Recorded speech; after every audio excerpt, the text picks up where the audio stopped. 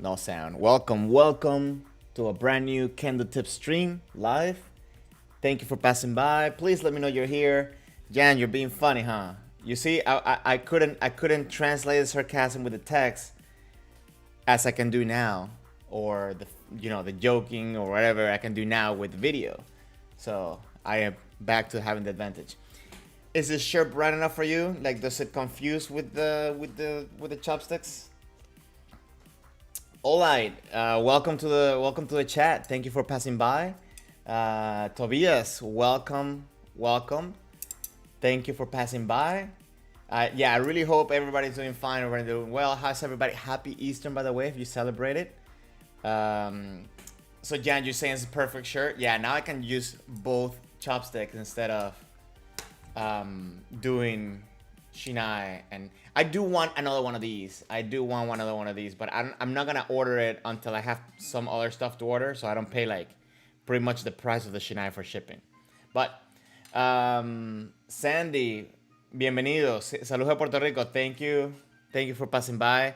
You say thank you for the videos. Well, you're welcome. I do them because I want Kendo to grow and to get better. On that note, let me say this, guys, in Spanish. Quiero hacer stream específicamente en español. Todavía quiero tener un grupito en los que podamos reunirnos un día y hacer el stream en español para que no se cuelen los que están hablando nada más en inglés, porque si no es un problema. Pero déjame saber qué día sería mejor para ti. Y si conoces a alguien que se interesaría en hacer este tipo de stream, sería excelente. Pero bueno, déjame saber. Okay, back to English. Jan, you have one, but without the suba. Like, did it come without the suba, or you lost it? Because I think what makes it, I don't know. It's just I like the detail on the leather, right? Like, hold on. Like, I guess because I've been using mine a lot, it does lost a little bit of the. But it has like the sakura. It had like sakura stamped on it, and yeah, so I like it. And it's like the purple suru, so that's actually pretty cool. So yeah, oh, you got yours as a present. Yeah, no, I got it for this. Like, literally, I got it for this. So I think if I had it as a present, I don't know if you've seen the ones that have like a little stand, kind of like looks like the one I have back there. So you can put it on top, and it's like pretty funny, pretty cute thing to have on a desk or something. Sandy, tranquilo hermano, me dejas para saber. Ok, pero me dejas saber, sí, por favor. Gracias por el comentario de los videos de Tenouchi y Fumikomi. Quiero hacer más, porque sé que es un tema que puede ser un poco malinterpretado. Hablas inglés, ¿verdad? You speak English? Because I do want to share this with everybody. Jan, you said you used it for baby pics. Oh my god. Okay, I'll check it. Let me see if I can open up the Discord while I'm. That's super cute. That's super cute. Maybe those are the shinais that they give to little kids in Japan, so they start, practicing Kendo as. Can I open Discord while I'm doing the stream? Hold on, guys. Let me see. Anyways, I didn't. Oh, okay, I'll check it later, because I don't know why I can't find Discord on my computer right now. But I do want to give the theme for the day. If you saw it in the title, I want to talk about Seme, Tame, and timing, right? So I have 2 videos. We're only gonna watch 2 videos, but I think we're gonna spend a good time with those 2 videos. One of them is a full video of a match. So I kind of want to do. I noticed, and it was also brought to my attention on last stream, that sometimes I stop the videos quite often, and it can become a little bit boring. So I want to just do a full run of the match first, and then go back to certain spots that I marked down, that I noted down. So yeah, you let me know what you think. I do want to make this not only to improve our Kendo, but also want to make it entertaining for people that are joining in, that are brand new, so that way we can get more people joining in and we learn from each other. What I was going to say, Sandy, and talking about Tenouchi, is that I feel like a lot of people, some of the details that are used to describe Tenouchi can be misinterpreted. So I think the most famous one is the one about wringing the towel. So you see people trying to squeeze the shinai as if it was like a big towel, but I guess maybe it gets lost in translation, or I don't know what it is. But it's not like wringing a big towel that you're trying to simulate. It will be more like a tea towel that's like a little tiny towel like this. And if you think about it, how you squeeze or how you like wring a little towel is that you squeeze it normally with this, right? So same thing tenouchi, right? You want to make sure that you squeeze at the very end to create a little bit of like extra speed and extra momentum and extra force.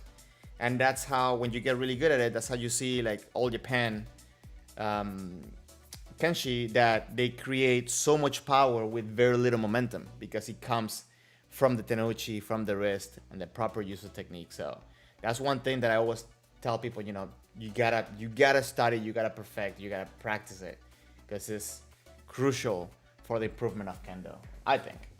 So what aspects do you guys think are also important to improve kendo at a basic level? Because I think tenouchi is a basic, right? That will be interesting to know, because I would like to maybe make a list about it. But anyways, I said Tame, Seme, and timing. So Jan, I know you speak Japanese, and I'm sure that we probably have somebody else in the chat that speaks Japanese. But can you give me the like literal translation for Seme and Tame, right? Because we've been talking about, we want to make sure that we make it simple when it comes to the description. And a lot of the times the words that are used in Japanese are to describe what we're talking about, right? So I would like to see what will be the most literal translation. That'll be interesting to know. But in the meantime, let me see something. Okay, you guys don't see this red square. It's funny because sometimes I get confused between what you guys see and what I see. And I see a big red square in the middle of my screen. And it's because I have this. I also wanted to share this with you guys. I have this screen on my computer, so I see like a little red thing. So, okay. What I kind of wanted to start off is, again, get us all on the same page, so we know exactly what we're talking about. We understand what we're referring to when we talk about this stuff, because sometimes when I say Seme, my understanding of Seme may be different to your understanding of Seme. So I kind of want to just, put us all on the same page. So you guys know that I like this website as a little bit of a reference, but I'm going to warn you, it is not a complete reference though, because I think they're very simple, maybe bare bone definition of things. So I went here and I looked up Seme and Tame, and I'm gonna do that with you guys, so we can, so Seme, retention of superiority in relation to an enemy through, and here's where it starts getting a little bit complicated, right? Like kiryoku, is that how you pronounce it? I don't know, Jan, please beat me down if it's not. Shinai and Datotsu. So again, I think in this explanation, like you're going again to other terms that we need to define and so on. Jan, you're saying that about the wringing of the towel, and Anadan Sensei told you once you should not focus on turning. Yes, and that's what I meant about the towel, because a lot of people I see, they try to move the hands. The hands shouldn't move from the shinai. You should stick to your kamae like that. You should stick to your grip, and that shouldn't move. Your fingers are creating an action when it comes to the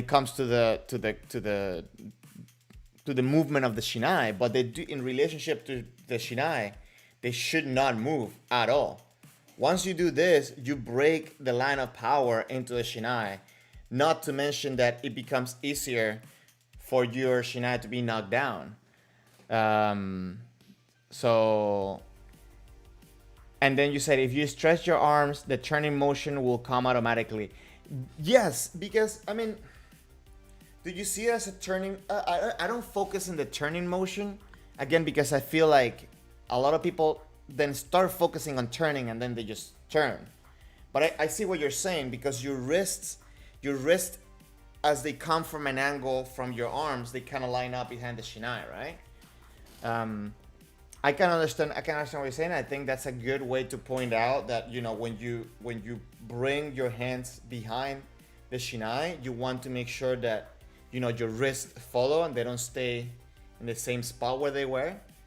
But I personally stay away from saying, you know, turning and twisting or whatever, because I feel like in my experience, a lot of beginners tend to overdo it and try to like make the motion. And I don't think we should bring attention to unnecessary behaviors, I guess. I don't know. It's just personal opinion. But I do see what you're saying. I can understand what you're, you know, the message behind it. Anyways. So Jan, Kiryoku is known as willpower, but you're not sure about the other meanings. Okay, so yeah, it has different meanings like every other word in Japanese. I really don't necessarily like this explanation because I don't feel it to be much of an explanation, to be honest. I feel like, again, it's like bare bones. Jan, correct me if I'm wrong, but isn't the word semeru like to approach, to come close, right? I think that's what it is, right? But as you guys know, I also have another source that I like to use, and let me get it here because it's on my iPad, and it's if I always refer to the book's Kendo Approaches for All Levels because I think it's a very complete, basic book, and in here they have two. If anybody wants to take a screenshot or whatever, like, because it's on my iPad, I don't know how to share this. Oh, I don't know how to share this in the screen yet. I'm getting better at this, guys. So you have Seme to apply pressure or assail the opponent, but I also like the complement with Seme-ai, right? Because it says the act of mutual probing to create opening in the opponent's defenses. So, Tobias, you read this book? This book is really good. I think it's really good. But anyways, Tiago, you said you're working today. You can stay and watch, but you drop by to say hi. Thank you very much for passing by. I really appreciate it. Thank you very much, for real. And happy Easter. Yeah, you're right. It's happy Easter. Okay, so this whole thing with Seme, I like the inclusion of both because you're talking about applying pressure and also probing to create an opening, right? And I think that's crucial to understand in Seme. Jan, so you're saying Semeru basically means attacking. You think for Kendo, many Japanese words have a specific meaning. Yeah, and that's another point that I kind of wanted to bring up. The way I was taught is that you Seme, and the end of Seme is the attack. Is that how you guys see it? Do you guys feel it that way? That when you're coming in for Seme,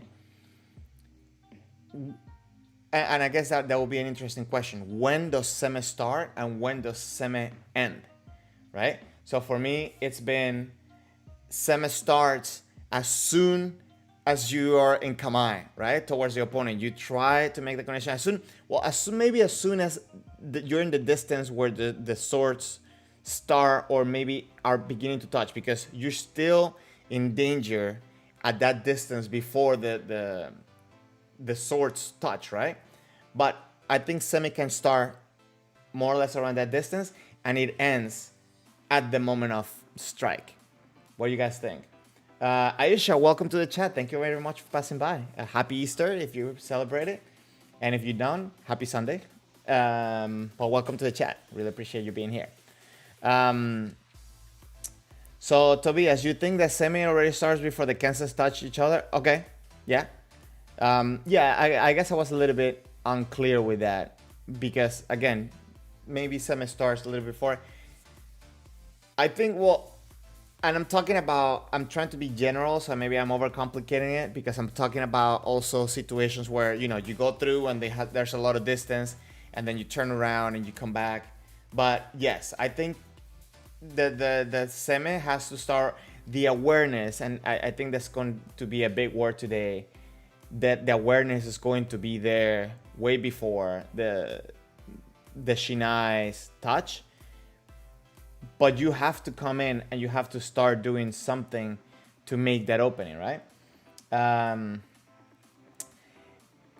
Conan, welcome to the chat. So you're saying Ki Seme doesn't have to start when the source tip touch.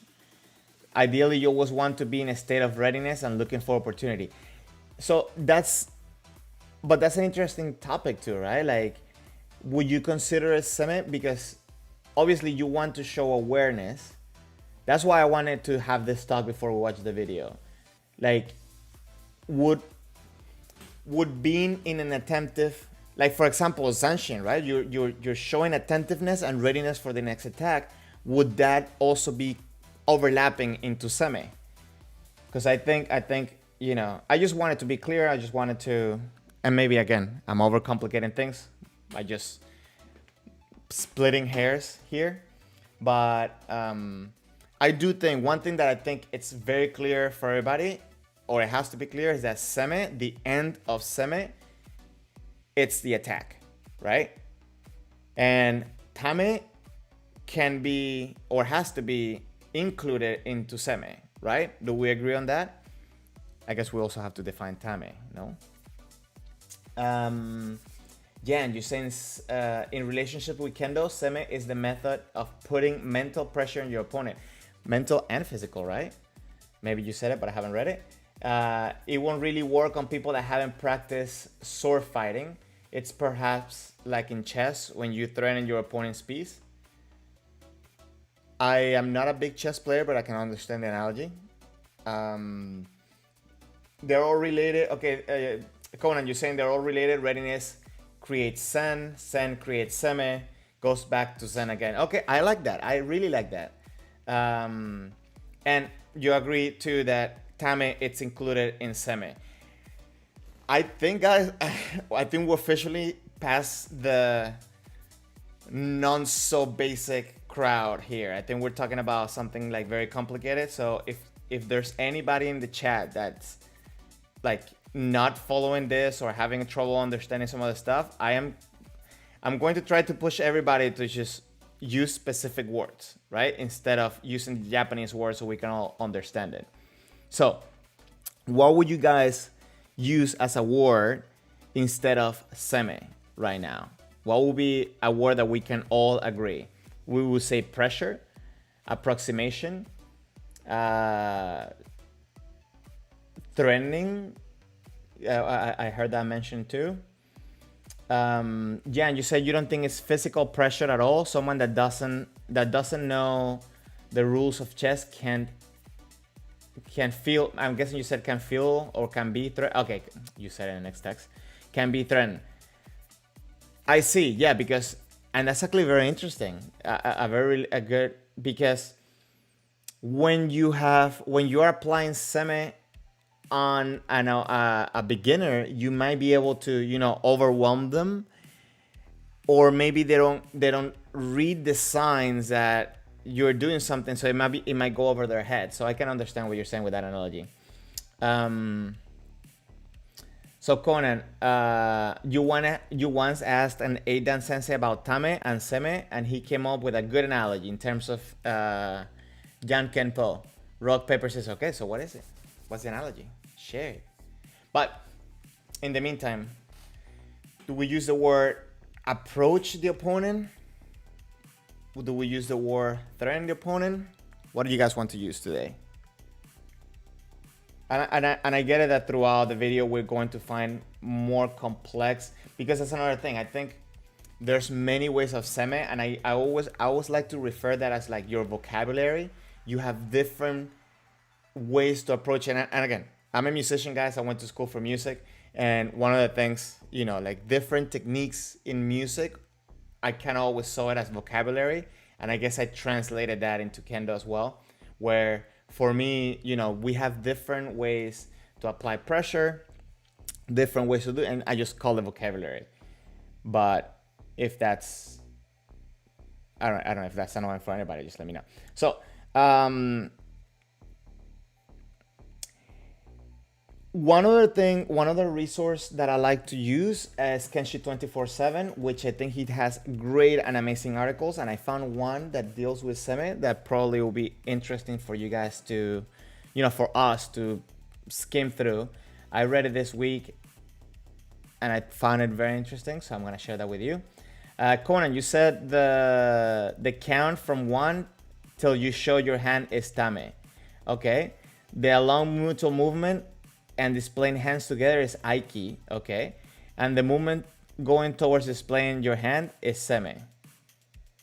The movement going towards displaying your hand is Seme. You lost me there.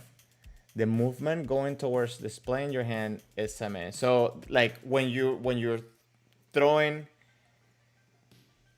the hands, that's what I'm saying. So like the Seme will be that moment where like maybe the opponent, it feels the pressure, is like I don't know what to throw, and then they throw something, maybe like that.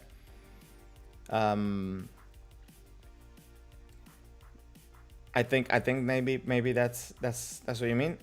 I understand. I really like the whole breaking down of each part of it.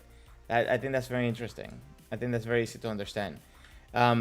So, again, because I want to try to make it as much as possible to use English words, since we're using English to communicate right now, and because nobody said anything else, I'm going to use approximation as Seme right now. Even though, please don't say that. Don't quote me specifically on that. And yeah, you're saying that for Tame, you would rather use the tension of a bow as an analogy, but less with physically, but mentally. Okay, and Jan, going back to the comment that you said about physical pressure, I meant physical in the sense of you're using your body as well, your special, what's the word? Spatial presence, like your movement, your shiai, to also apply the Seme. That's what I meant. I didn't mean that like, you have to knock down the shiai. You don't have to, like it's just the motions. That's what I meant, like adding up the body to that pressure. But again, I think that a lot of this is going to be the interpretation of your opponent against you, right? So if you are coming in close, the opponent can interpret, okay, he's coming, so I need to go, or I need to go back. And again, it is mental on that sense, I think. Anyways, any questions, comments, or concerns about that? That'll be interesting. Let me know.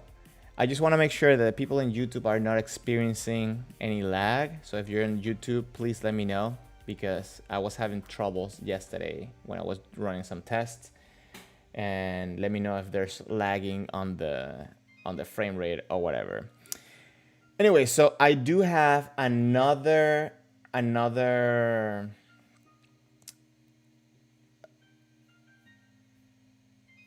thing that I wanted to share here on my page, and it's this article from Kenshi 24/7, Imagining Seme. I find it very interesting because he talks about how actually right here, he found in a Kendo Jidai article, an article about Seme, and they broke it down into 4 parts. Please let me know if you can see this, and if you're having any problem seeing this, let me know. But they talked about breaking Seme into 4 parts, the last one ending with the attack, with the strike, as we mentioned, right? Like at the end of Seme would be the attack.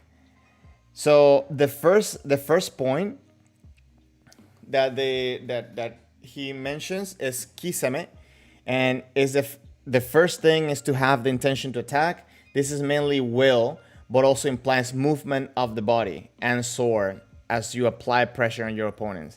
The more mature Kenshi's Kendo is, the less physical movement tends to happen. So So I like this observation right here because you see, for example, high school and even college students just throw attacks where there's not really an opening. They just throw them. And that's when I think it becomes more physical and like more like the sports side of Kendo, right? Where like it's about maybe resilience and like how many times they can come in and hit and hit and hit and hit, and maybe they will get an opening.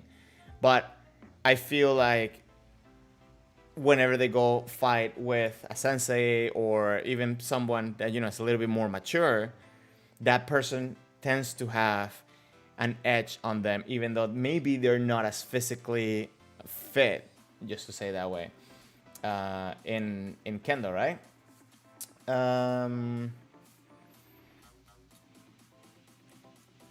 The next part is Tameru. So we're talking about Tame, right? And as part of Seme.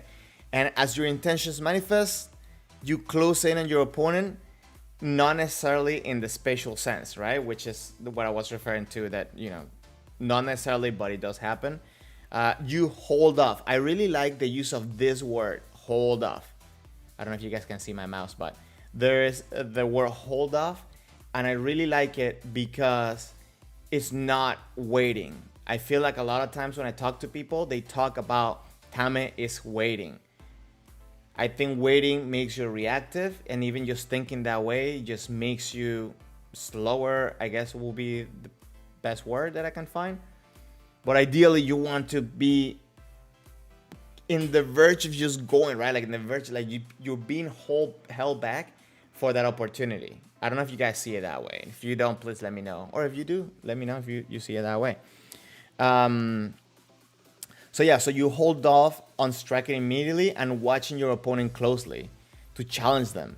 So kind of saying, what are you going to do? I really like that analogy. So I don't have to read. I'm not going to read the whole article. I'm going to suggest you guys go read this because I think it's very, very interesting. There's a lot of good stuff in it. Tobias, you say that you think Tame can also be seen as some kind of resilience against the pressure from the opponent. Yes, and that's another good point, because ideally you want to, even though the opponent's giving you pressure, you want to respond that pressure, right? You don't want to be like holding back or just standing there waiting for the opponent to come, and then you go like, okay, I'm gonna go. He's going for men. I'm gonna do a kashido. No, you want to also be putting that pressure. So I think that also represents some of that, right? I like that. I do like that. So when it comes to Tame, the more experienced the Kenshi is, the better they can control the opponent and infer the most likely response they'll make. I like this, and I'm gonna tell you what made infer. I like the word infer, and I'm gonna tell you what I like about this. I don't know if you guys know, but I do play my share of video games, and I've been playing Call of Duty. So you have to go, shooting people, and you have to pretty much, overtake them. You have to like storm a house or whatever. And I was playing with a friend, and he was coming in just to to try to shoot people and going in like blind. And I was like, wait, hold. We know they're there, but we need more information. And I feel that that's kind of like an interesting view to have in Kendo, that you're going, the what's it called? The opportunity is there, but you need information to get the right opportunity, the right moment to go. And I feel that when I see those matches where, like, for example, like Aidan, and this week I've been watching a lot of Nanadan matches, what they're doing, what they're communicating, wait, because I have that bright shirt so I can use this. When they're doing what they're communicating, is not just, okay, I'm trying to get the shit out of the way so I can attack. They're also gathering information on maybe the reaction of the opponent. There's a lot of things going on by just that exchange in the shinais, with the shinais, right? I don't know if you guys agree with that, but anyways, quick little anecdote I had this week. So where was I? This inference can often be made somewhat successfully because those with more experience have done more keiko with more types of people, which is the reason why I say please practice with more and more people. and can recognize not only physical Seme patterns, but are good at reading the psychological aspects of Seme. I think the biggest way to improve your Kendo and your Kendo vocabulary is practicing with more and more people. So unfortunately, we have this Corona thing going on, so we can't go enjoy that. But for example, me, when I went from like Shodan to Sandan, I traveled a lot. I was in college, and there wasn't a sensei where I was. So the closest dojo was probably like about 4 hours away from me.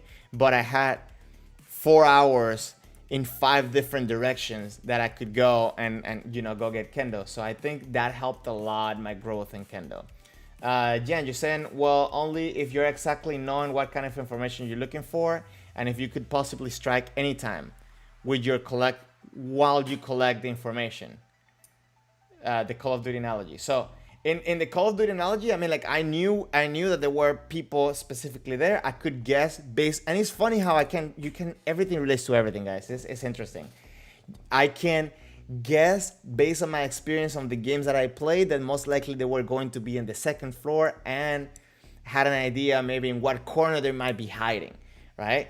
But I wasn't sure. I think in the article it kind of like goes about that when it says like when someone is more mature and more experienced practicing with other different people, you start recognizing the patterns, because guess what? We're creatures of habit. We do things over and over and over. We repeat. We like patterns. If you don't believe me, I mean, like, it's a lot of psychology studies done on that. But I think the most clear thing is music, how we like songs that they just have repeating patterns, right? 4 bars, chorus, verse, chorus, verse. Anyways, I'm not going to bore you with this. Well, you're not a computer gamer and have never played Call of Duty. No, I get it. I know, like, I know most people are not like me, and like you don't spend your time like me. I get that. I'm not saying that you should. I'm not saying that. Please, I'm not saying that Call of Duty will make you better at Kendo. Please don't. It's just an analogy from a day-to-day life, I guess. Anyways, before I keep digging myself into a further hole, partners, intuits, they will be. Wait, how am I saying that right? Partner intuits, they will be struck. So this is the third part, talking about Seme. And at this point, your opponent, perceiving the incoming attack, will feel under pressure to react, right? So that's when your Seme made its effect and is making your opponent have the feeling of, I need to do something. Alternatively, I cannot say that word, they may be unable to choose either and simply stop. Okay, sorry, I skipped a big part. Feel pressure under to react. They have a decision to make: strike back, or dodge or block. Alternatively, they may be unable to choose either and simply just stop. Okay, term itsuku in Japanese, right? So they freeze. Tobias, you say for better reaction training, we have to try Doom Eternal. Okay, I'll check it out. I'll you know what? I'll write it down. Where's my pen? I have my pad, but I don't have my pen. What did I do with my pen? God. Okay, it fell. Let me write this down. But yeah, I'm down. Okay, so if one of the 4 sicknesses occurs in them at this point, fear, surprise, confusion, or doubt, they will find themselves in a bad situation quickly, right? And then you strike. So here it gives you a little list, and again, I'm not gonna go through the whole article, but it gives you a little list of possible or the moments when you should strike. 1, attempts to strike first. If the opponent attempts to strike first, do some sort of ojiwasa in response, infer or bait it. Number 2, stalls, then you strike them. That's when they're mentally defeated. And if they break their posture, strike whichever area it's open. Physically defeat. So those are and there's more. I'm not gonna keep boring you with this if you don't wanna read it. But I think that this is a very complete article, even though he says at the bottom of the article that he doesn't think it's complete. But at least it's very well thought out. I think when you see it that way, when you see some of the possibilities you may have and you simplify it, I think it helps people start understanding Seme.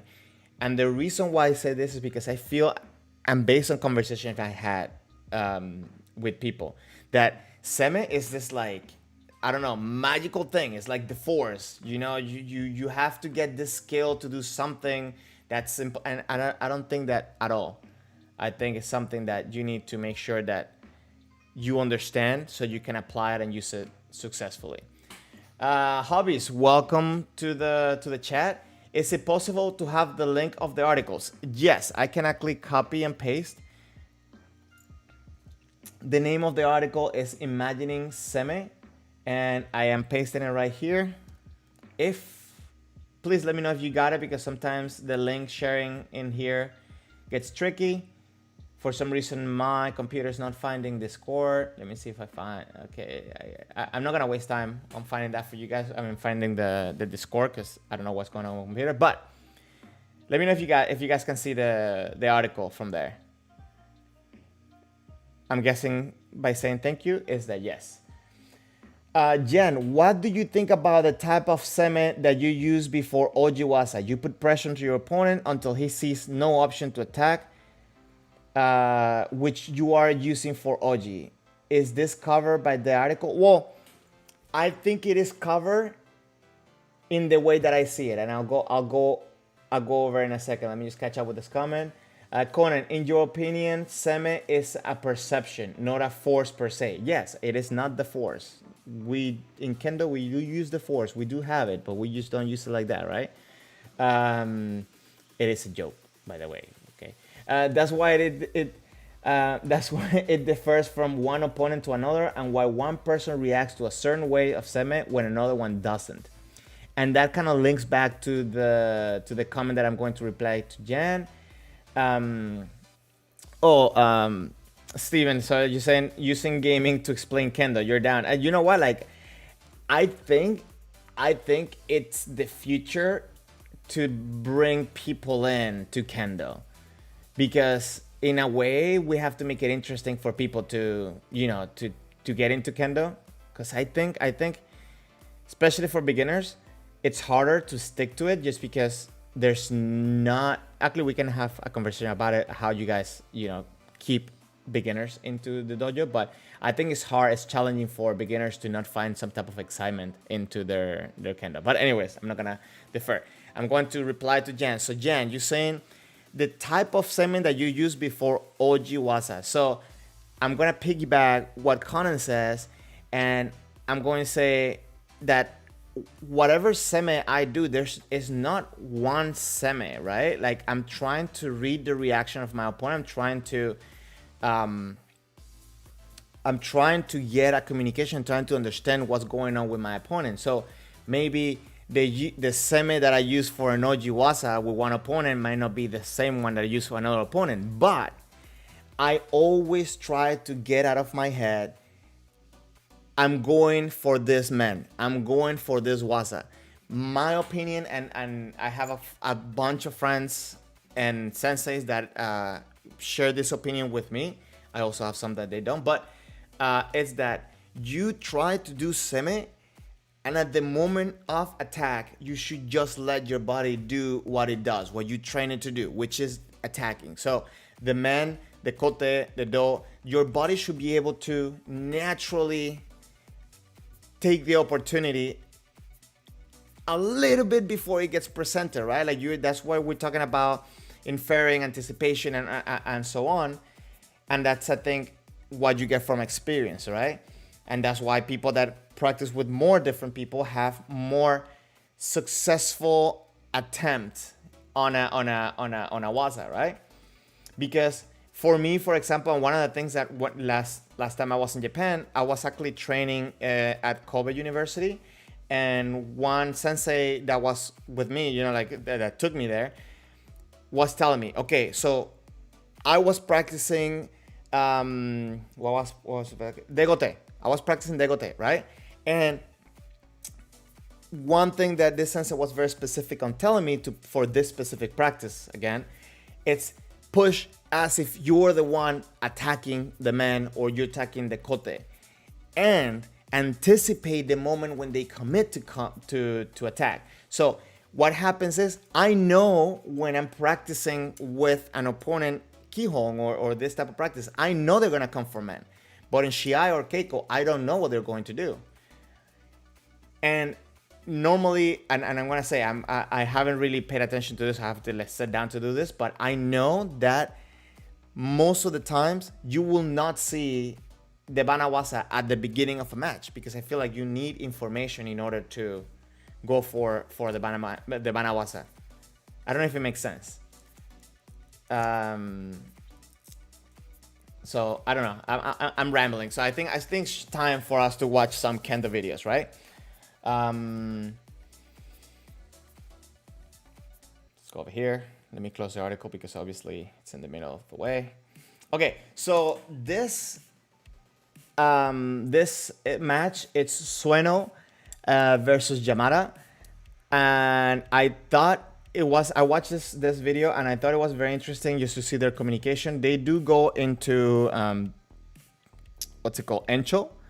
So what we're gonna do is we're gonna watch the fight, maybe do a little bit of commenting, but I'm gonna go back to specific points that illustrate what we're talking about today. Let me move this. I don't know why this thing is like so big. 共に全日本選手権に10回出場し、優勝1回。同じ時代に鹿児島と熊本で活躍したライバル同士です。全日本選手権での対戦こそ一度もありませんでしたが、各大会や稽古では数多く対戦し、当然相手の手の内はよく知っています。Can you guys hear me well over the video?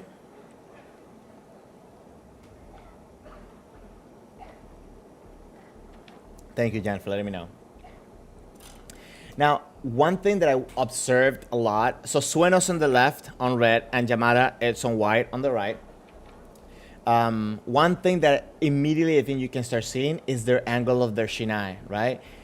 Sueno, it's almost looking like he's trying to come on top of his shinai to get him down, right?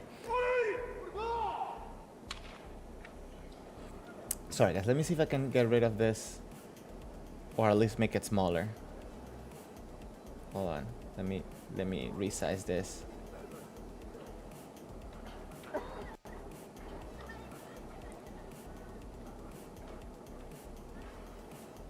Okay.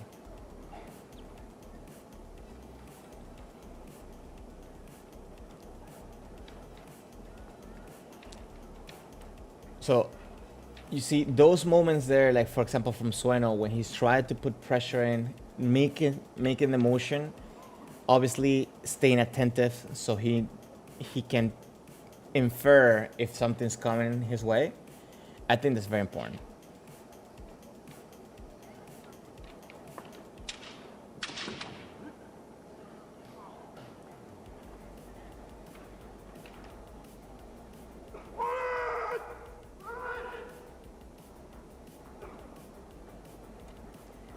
Yes, Tobias, they are both about the same size, the same height, but that angle, I noticed that right away. I like Sueno's approach because to me it's more or less kind of what I've been taught, is that you want to have the possibility to cut down and break the kamae of the opponent by taking control of it over it.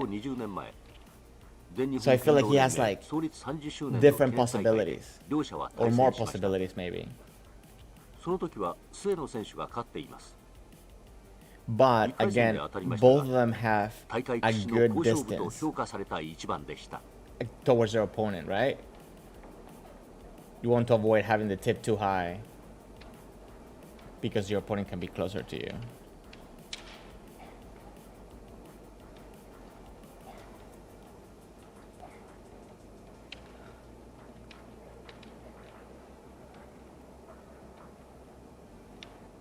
Let's see if we can figure out the patterns as we go. I'm watching from Sueno, and so far he did 3 steps forward, dropping down his shinai to see a reaction, and on those 3 times, Yamada stepped back. So I wonder if he's trying to, let's say something, cook something up with that information.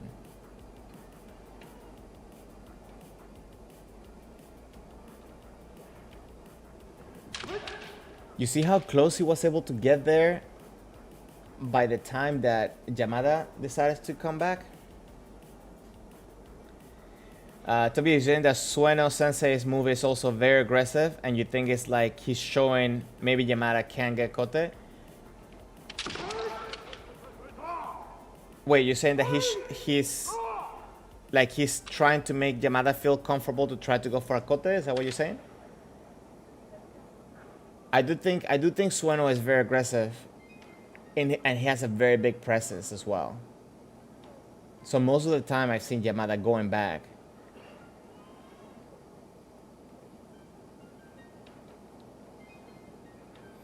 You see that control of Shinai trying to like go over it and bring it down to the side. He's not really taking too much time of it, but he's trying to figure out the reaction.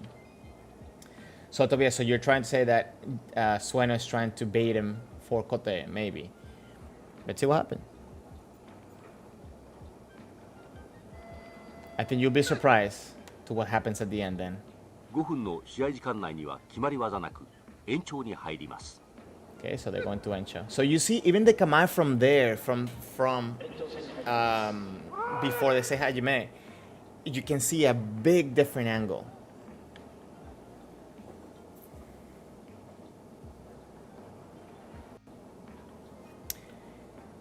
If there's any beginners here, or maybe, you know, I'm just gonna suggest, don't try to just copy this without understanding it.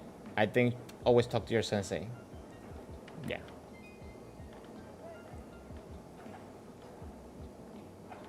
Especially because there's a lot of things that are going on here that I know that we don't know. You see how Sueno, Yamada came in, but Sueno didn't give. Like, he didn't go back. He just kept the pressure forward. So you saw this little, like the definition we saw in the book about Seme, about Seme, probing, right? There's a lot of probing to trying to get information.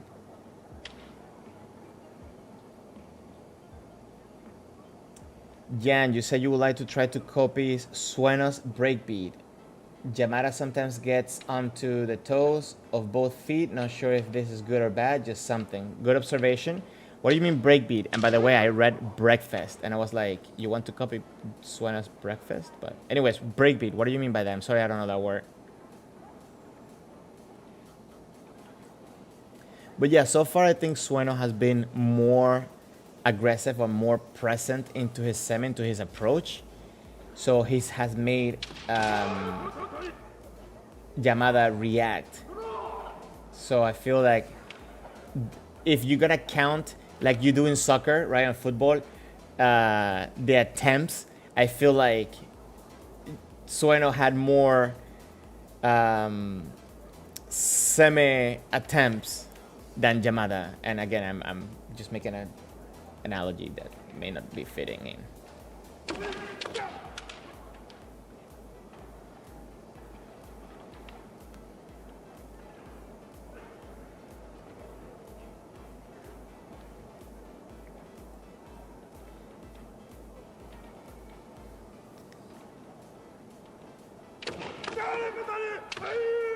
Oh, I feel like that was such an attentive moment from both of them.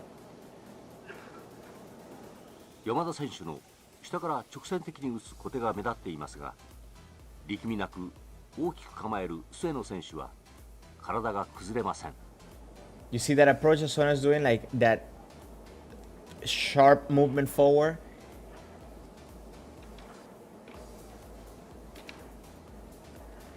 Second time he does it, third time he does it, gives back.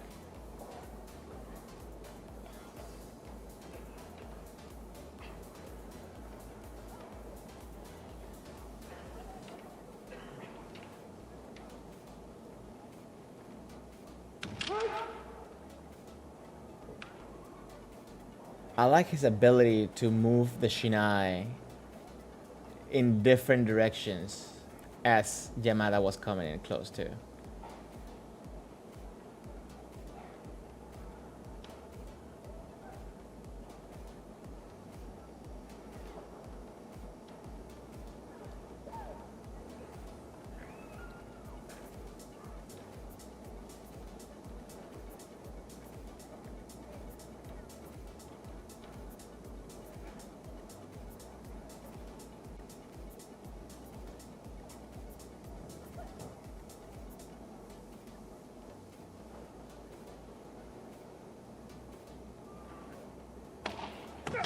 Oh, I don't know why I say oh, because I saw this earlier this week, but I really like it. I act like I was surprised, but I mean, I guess I was surprised. I do like it. I do like that ippon. The way he does a Nuki man.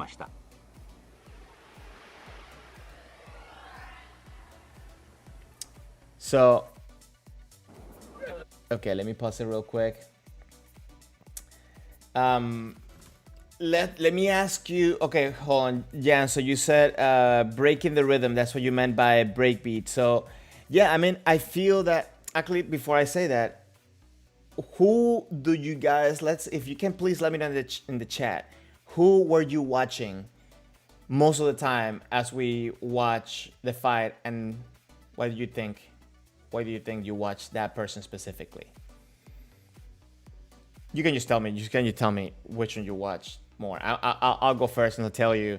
I was watching Sueno most of the time. So I think a few streams ago I talked about the halo effect. So there was something for me in his kendo, in his kamae that caught my eye, and throughout the match made me watch him. So for me, I had to push myself to watch Yamada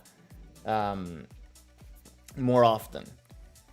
Sometimes maybe some people will say, oh, because he was on the left side and we tend to focus more on left side as Westerners, whatever. But for me, I think his kamae really caught my eye, like from the very beginning. And just the way that he was moving more aggressively, it definitely caught my eye more often. So I just, quick interesting thing for quick observation. So please let me know who did you watch more. And Jan, regarding your breakbeat, yeah, I think a lot of the times Sueno was more in control of the rhythm of the fight than Yamada. Not that Yamada didn't have, power behind him and didn't have strength behind him, because he did. They're both very, very good kenshi. So, but definitely had my attention more into Sueno. Now, what I'm going to do, so I'm gonna go back to specific points that I noted down. See how what you guys think. Jan, you said that. Oh, okay, Tobias, you definitely caught up on the Kotenuki Man immediately. Awesome. Jan, you said you think you told us that Kotenuki Man used to be your favorite waza before your favorite Hachidan Sensei told you that it's primarily school kids waza.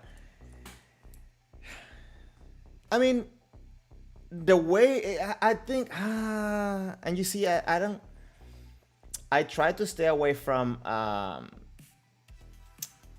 labeling techniques, I guess, because I think all of the techniques should be part of our vocabulary, right? And I feel that when you do that, you tend to restrict people. But I don't know. You should also not be depending on one waza either. So I don't know. Okay. The first point that I wanted to play out was right here. Okay. So even though it wasn't a successful ippon, right? Let's break this down a little bit. And Conan, I agree with you. Well, I just said it. Probably the comment took half an hour to load in. But yeah, I don't think there's such thing as just, school kids waza and so on. So yeah, And Jen, you said it's a great waza. You just had to think of it and you know, laugh it all out. Yeah, I mean, like, I don't know. I think, anyways, yeah, we're in agreement with this. Conan, you're saying men, being the very basic waza out there, can be very strong waza if your kihon and basics are strong. Yeah, and I think it's the most visual waza besides ski, right? Like a successful successful tsuki is also very visual, but I think men, it's one of them, one of those two. It's the one that like make people go like, oh, right? Even though if they don't know kendo, they will go like, oh. Same thing with the tsuki. Anyways, so I want to break this down a little bit. So in here, we've seen how Sueno is doing the same thing that I mentioned before, that he's doing that sharp approach, and he's making Yamada go back, but then maybe Yamada kind of felt that pressure that we're talking about from the article. It said like, okay, I need to attack. So maybe he hesitated between dodge or attack, and he went forward, and Sueno obviously was ready. And I don't know if Yamada here tried to say, okay, I'm gonna go for man for do. I think there was like a little misfire from him, but Sueno was right on point there to be ready for the ippon. I think that even if Yamada would have gone for men, I think if Yamada would have gone for men, we'll probably had the opening. Because at this point, if you look at it, Sueno, it's in motion forward with the tip forward on the swing towards the men. And maybe Yamada, it was a little bit behind if he would have gone for men at this point. I don't know. What do you think? But I really enjoy watching this just because just showing out how this pressure can make a reaction. And again, I don't think Sueno went in with, I'm going to do men, right? He was waiting for that reaction because he did it a couple times throughout the match. But this one was a little bit different because Yamada decided to, you know, change the rhythm, change the timing. I think maybe that's what Sueno was waiting for. Conan, as a caveat, Yamada is well known for his kote. You think this notably went against his favor this time? Probably, right? Because actually, thank you for bringing that up. I wasn't aware of that specifics. And it makes sense what happened at the end, probably because he was probably trying to bait him. But again, I think information is key in order to have a success in your technique. So, okay, the next point that I wanted to share, it's right here, over here. Okay.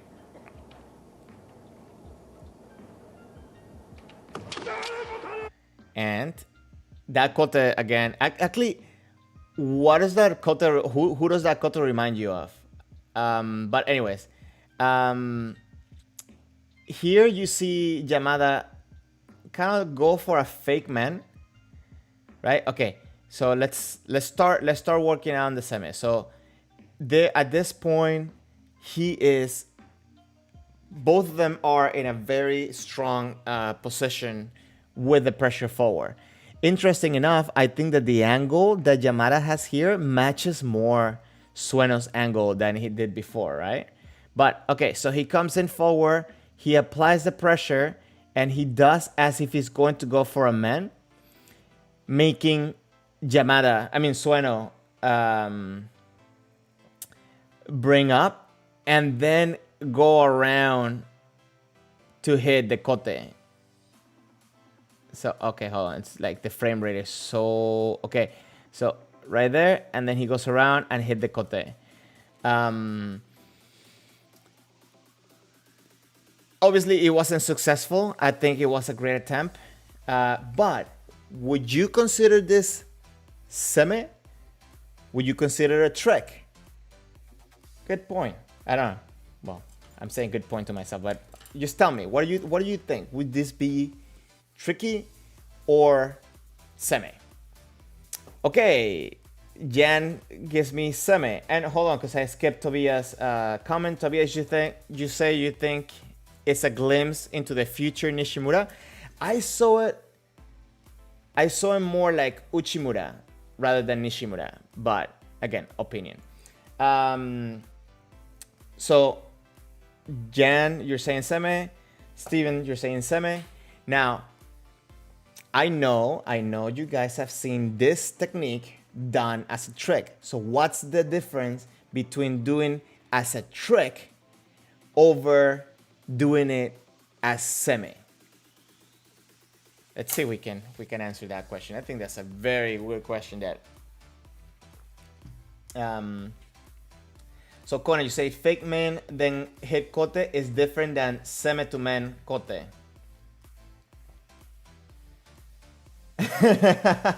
So it's Jan, you definitely, anybody that would like to be quicker in the chat should pass by to Twitch, because the chat in Twitch, it's 10,000 more effective. So yes, Jan just pulled out the banner message. So Conan, you're saying with Seme, if the opportunity is still valid, he's still going for man. Tame, right? So that will be the part of Tame. I think that maybe Yamada was a little bit too fast over the reaction that Sueno had. So maybe if he would have, let's watch it at regular speed. Maybe not. Maybe I'm wrong. Yeah, I think maybe I'm wrong. I think it was a great opportunity, and it wasn't necessarily a trick. I think, and again, this is my opinion, guys. I think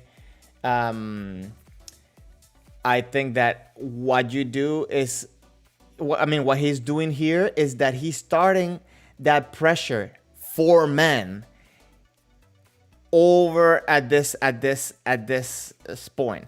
Maybe as his body or his mind perceived that Sueno was going up, maybe because of the information he's been getting through the fight, he thought about changing the angle and hitting that kote. But if you're gonna see something very impressive, is look at the way that he changes the angle. Look how compact he goes from man, and he goes as if going for man, and he stretches the arm. I can't do it slow enough. Okay, he stretches the arms, and as soon as he stretches the arms, he starts going around, and he precisely goes to the point where he doesn't bring the tip back. See how he keeps the tip up? I think that's amazing. And just the angle when he hits, he's very, very aware of the distance and so on.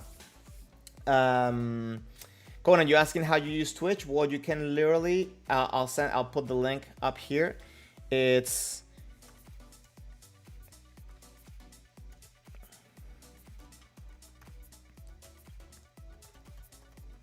okay. I'll put the link to Twitch. You just follow that link and you follow me there, or you can just, I don't think you have to follow me there. I don't know, but if you follow me, you will know when I'm going live. And just use the chat from that website over YouTube. It definitely, the chat is way better there. And also, I've personally noticed there's a little bit less lag and less connection issues that I have had with Twitch over YouTube. I'm hoping YouTube will actually get their act together so I can just stay on one platform. But as of right now, Twitch, it's kind of like having a little bit of an advantage, especially because at some point I would like to bring my phone and stream away from here. If I go to a dojo or whatever, maybe, I have more freedom with Twitch. In YouTube, I have to have 1,000 subscribers, plus I have to have so much hours of people watching my content. So yeah, it's a little bit of a challenge. I'm almost there, but it's a challenge. Steven, you're saying that there was a build up to the feint rather than throw out a feint to get the reaction. Yes, I think that's a big point, what makes it less of a trick and more of a pressure, because and again, I think that's the word we're looking for, pressure, right? This whole time it was pressure. I feel that when people do it as a trick, they're just in kamae and then do it, Like they do this whole motion as one rehearse, and actually I've seen it where people do like this rehearse motion. So I think you should rehearse the motion so you know the motion. But I think someone said, I think it was Conan, that if the opportunity was there for the man, you take it. So yeah, I think that's yeah. Jan, you're saying this stream is the only one you follow on Twitch. Oh man, thank you. I really appreciate it. I really do. I yeah, thank you. I really appreciate it. You kind of left me a little bit speechless. And again, everybody, thank you very much for passing by. If you have any suggestions how I can make these videos better, this streams better, please let me know. You guys know that my goal is not only to improve our Kendo, but also to bring more people to enjoy Kendo. So any ideas are welcome. Any feedback, any suggestion, any criticism, please, I welcome them all. Even if you think it's going to be harsh. Conan, when people do it as a trick, they're already passed on the initial target.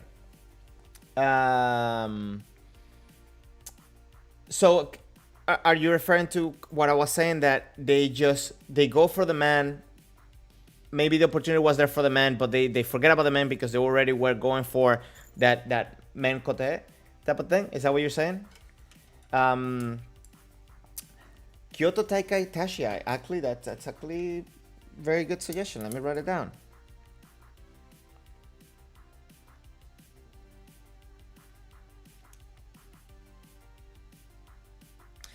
Last week, well, I didn't notice that. Thank you, Jan, for welcoming Conan to Twitch. Yes, welcome to Twitch, where the connection is better in the chat too. I promise you, I'm not getting paid to promote Twitch or anything. It's literally just easier. So don't think I'm trying to sell you something. Conan, I think the Kyoto Taikai Tachiais are very interesting.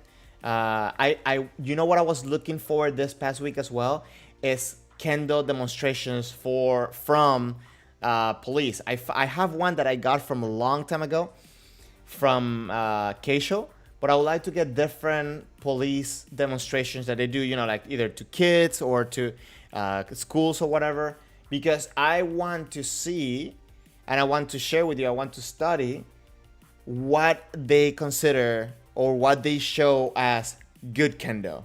So I think that will be a good thing to break down, how they do kirikaeshi, how they do kihon, how they do, you know, how they do some stuff, because we know that that's not how they practice, right? But that's definitely what they do to showcase their ability, I think. Anyways, and Conan, okay, so you were talking about, you're in agreement with me about the point of view when it comes, with the mental point of view when it comes to tricky versus Seme. So I thought it was an interesting point that I seen from the match, because I do feel that a lot of people try to replicate that technique as a trick, thinking that maybe Seme, and I just want to make sure that we grow our Kendo and we grow our vocabulary on Seme, not on tricks. Yeah, some tricks are fine. Sometimes when you're doing shiai just to get a point or whatever, it's different, right? We're trying to get better at Kendo. So Jan, you're asking Conan where they should train. You might have asked that previously. Yeah, you actually asked that to everybody. I know where people train because of you. That's funny. Yes, Jan, I think I couldn't have said it better. There's a fine line between feint and Seme. I think in this video we found a clear distinction between this being Seme over just being a feint, right? And I think it has to do with pressure, attentiveness, and so on. Okay. The next point, the next spot, and I think this is my last one. Oh no, okay. Let's watch this right here.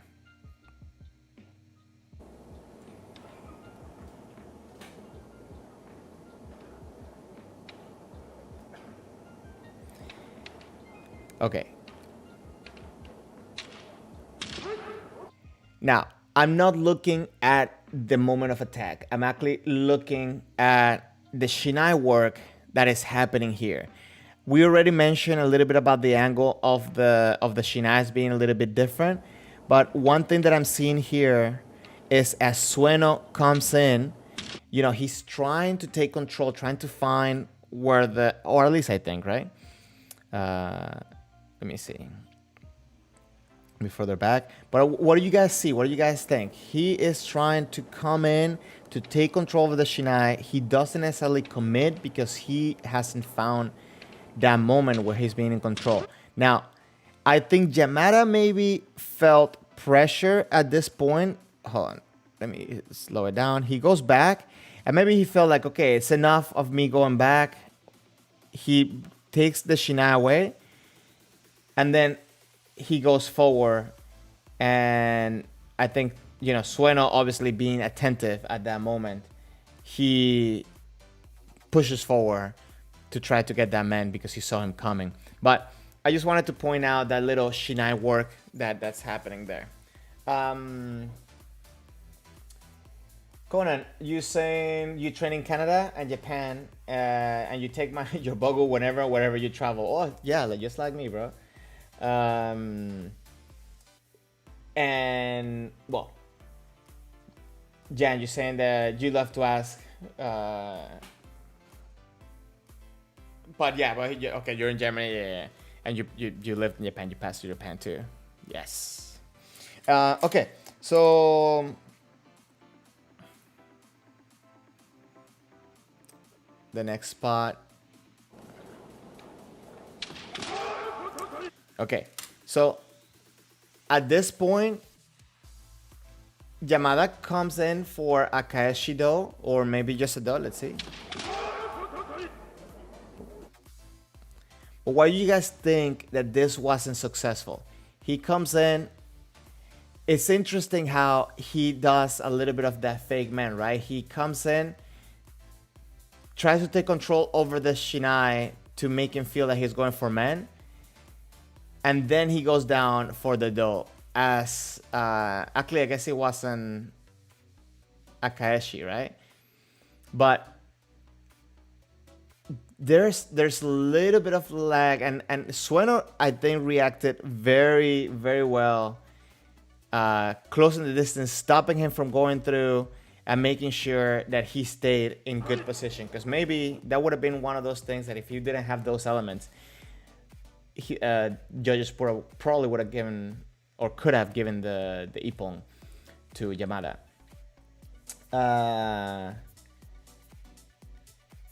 Conan, you're saying that it looks more like a Seme to man? Yeah, because he did everything until the last moment as if he was going for man, right?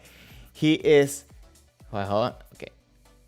From this point right here. Okay, he goes back a little bit. He comes in as takes control of the shiai. One good thing that I always try to say is that don't fight over the shiai, and I think Sueno adjusted very good because he didn't fight back. He just adjusted as the angle of the shiai. So Yamada went up for men. I think like up to this point, maybe he was just going straight for do. I think it's very interesting. I thought this point was very interesting. I hope you guys like that. Tobias, you say that you think Yamada hit the do, then stopped the whole movement. Yeah, I think big part of that was Sueno's work. So it looked like he came in. Sueno reacted by kind of going for men. Actually, not by going for men. Actually, let's hear it. He didn't get the man because he was probably too close, but then he tried to adjust it by blocking the do, pushing the hands down, and kind of catching Yamada's movement and stopping him from going. Oh, Conan said it. Sueno blocked his movement. So it wasn't just that Yamada stopped. I think Sueno, went to work. I just realized that if I sit here, you guys, like, half my face doesn't show because I'm out of frame. Anyways, the last point that obviously we have to watch, it's the ippon, right? We have to break down why was that ippon successful.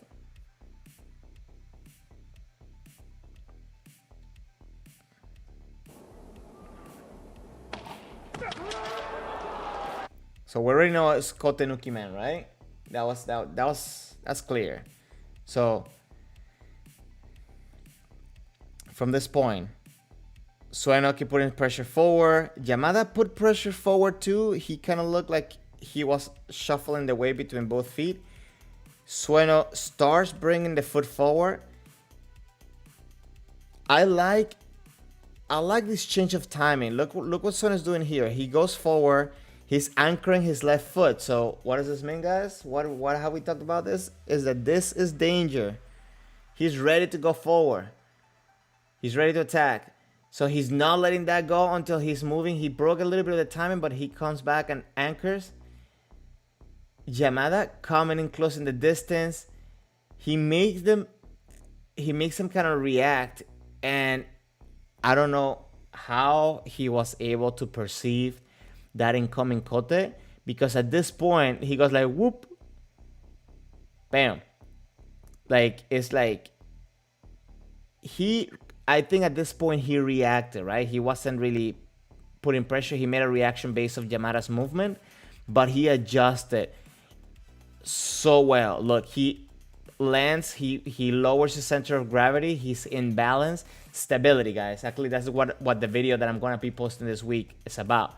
He has stability there, and at this, having stability allowed him to be so free on that movement, right? And the reason why I said that is because try moving your hands as you know your right leg's extended, right? I think landing here, I think this landing on the right leg is crucial on his ability to move the shiai away in such a fine motion. Look at that, like whoop, gone, bam, you're done. And then look at, it's like I really admire that stability and attention for the sanshin. I think that's just beautiful.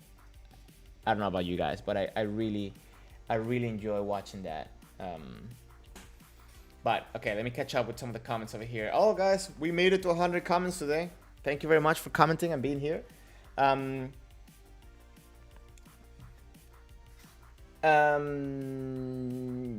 you said it. Okay, I caught up where we are. You said it's actually interesting. Yamada momentarily broke Sueno. Yeah, he did. But Sueno had the presence of mind, and my battery just died. Give me a second. I need to get a camera that charges as it's plugged into my computer. I don't know why this one doesn't charge. I'm so sorry, guys. Okay.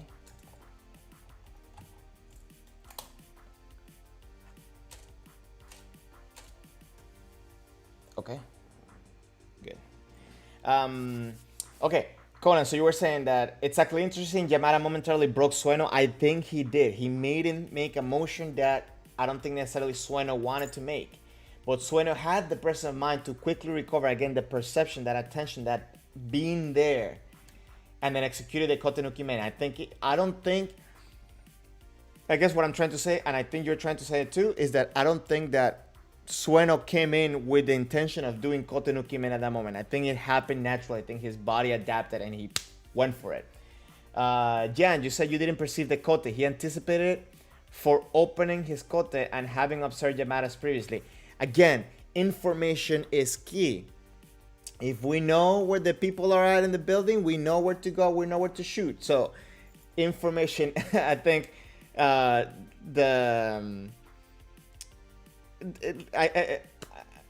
think that information, it's the most important thing that we need to gather as we are in front of somebody. Jan, my battery just died will make you forever think of the stream. Yes, at least I did something where we are memorable. Yes! Oh, Jan, you're saying that he didn't perceive the kote, not you. Right? Like, I guess, like, what you were saying that. What do you mean he didn't perceive the kote? I'm confused on that one. But Conan, you said that you think he recovered more than reacted. A lot of times when you receive Seme and your mental physical kamae breaks, higher levels can recover from the state quickly and go back to be attentive. Yeah, but I think we're using different words to do the same thing, because when I mean reacted, it's that moment of breaking where he moved the sword up. But again, he put his foot down, which I think, again, opinion, it was essential for him to have the motion he did. So he did what he needed to do to recover. I think on that we are on the same page. Actually, on everything, I think we're on the same page, because I think it was so essential for be able to make the motions and act accordingly. Olight, oh yeah, how do you know it's a Canon? How do you know it's a Canon? How do you know the camera is a Canon? Because you're not seeing the camera. Did you see the... I don't know what says Canon over here. I have nothing else says Canon. Are you here? That was good. Anyways, oh, Tobias, welcome to Twitch. Well, yeah, but because I'm sorry. That was completely bad reaction. You got me. You totally got me. I know. I just when the battery dies, it says EOS. So yes, okay, I got you. I was like, why does it say Canon here? Sorry. Maybe I need a little bit of my tea. Anyways. Oh yeah, and everybody got it except me. Okay, sorry. I'm more concerned of making sure that this thing keeps going than the video that showed in my feed. Okay, I'm gonna just open up the next video I have prepared for you guys, because you know I was a little bit too slow on that one. Thank God it wasn't a man, because it would have hit me. Okay. So I'm gonna have to resize the next video. So the next video, as suggestion from last week, I don't remember who did it, so I cannot thank you, but whoever it was, if you're here, please let me know. I went looking up for All Japan 7-dan tournaments, and I think what we're talking about last week, it was a little bit more of like, you know, technique versus athleticism, and the suggestion was to look at some of the 7-dan tournaments, because obviously you're gonna get some youth and some technique all merged in one place, and you're gonna have not youth, sorry, I don't know what says youth, athleticism. You're gonna have some athleticism and some technique, and they're gonna be merged together, and we're gonna be seeing a little bit of a fusion of Kendo in there. So I thought it was interesting, and so today I found a compilation of Ippon from 7-dan All Japan. I think from the 17th All Japan tournament. I don't remember what year that was, but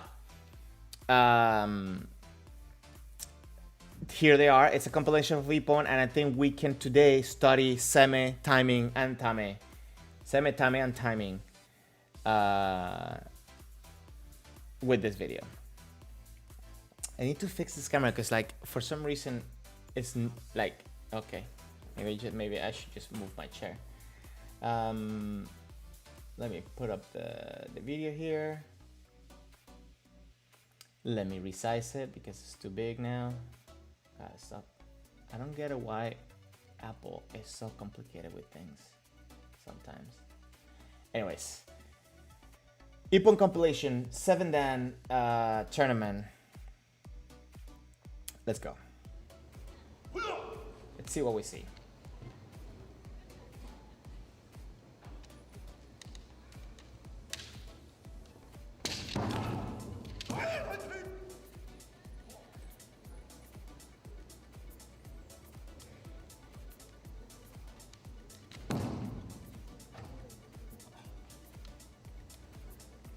So I immediately am seeing a lot of the same approach that Sueno had in the previous video. Oh, it has slow motion too. So, oh my God, I hate it every time I do the first. Okay, so from here, we were talking about Ojiwasa, right? So would this be considered degote I think should be considered dekote, or shikake kote.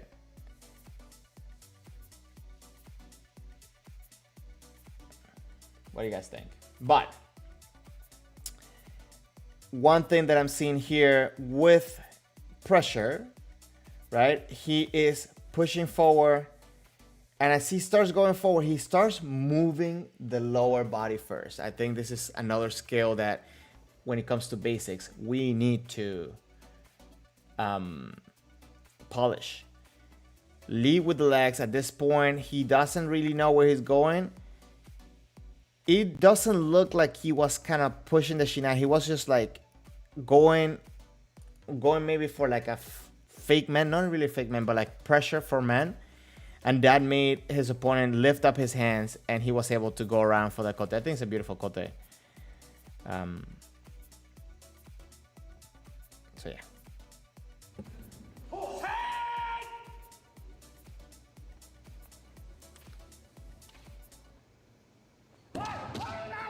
Oh, let's see it. So, what do you feel that White, in this case, was doing in order to make this ippon successful? I think we talked about it before, like that presence of mind. He was right on point on that one. He was very attentive, and he caught him right as he was coming in for that second man.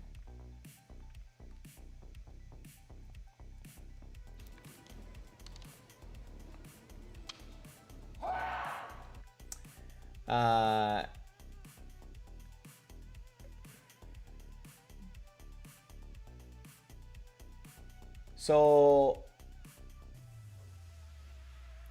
wait, hold on. Tobias, so you're saying that you think that White was lure? Okay, so White lure him to get in the proper distance to hit the man. I think it's very.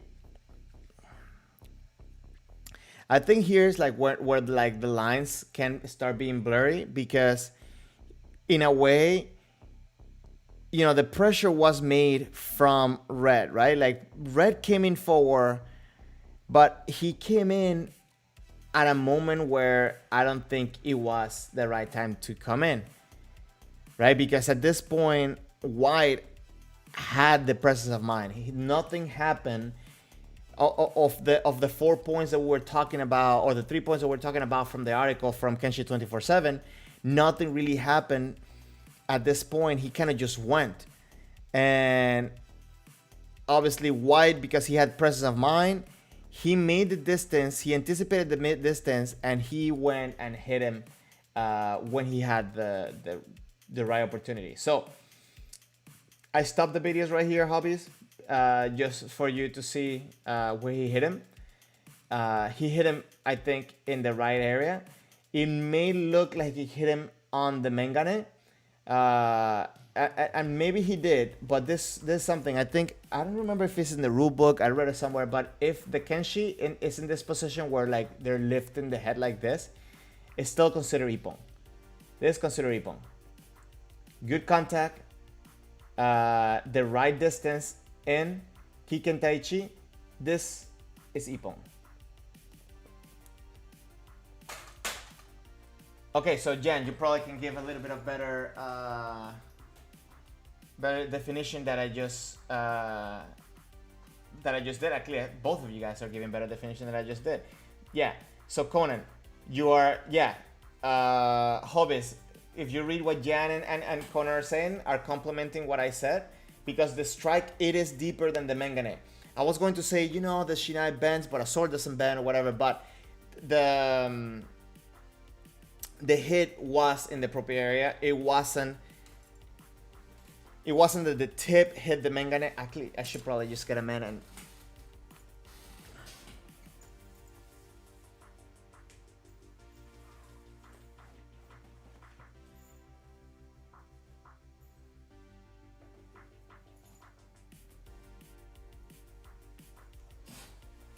Alright, so yeah, it wasn't.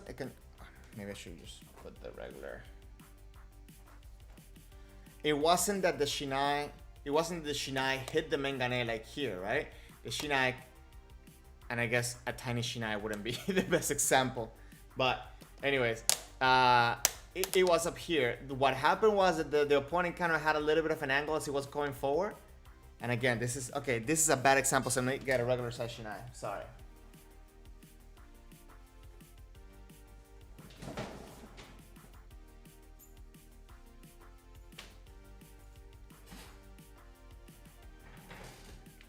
Okay, so it wasn't that he hit him here, right? He hit him probably like around here, and then he had the head tilted forward, but it's still the right area. It wasn't. He's not hitting like here. This will be hitting mengane, right? Because if not, you know, you will start seeing people like lifting their head when they're gonna get hit to say, oh, it was mengane and it was an ippon, right? Does that make sense?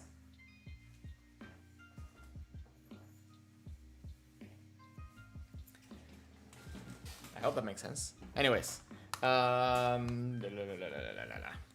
let's keep going. Let's keep going with the video.